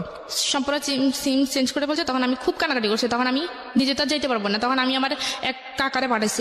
আর আমার কাকা ওইখানে গেছে, আর ওইখানে ওনাকে সবাই ধরছে, মারধর করবো, ওনারা এটা করবো। তখন আমার কাকা ভয়ে চলে আসছে যে ওইখানে ওনারা ভালো ব্যবহার করতেছে না আমার সাথে, আমি যেতে পারবো না।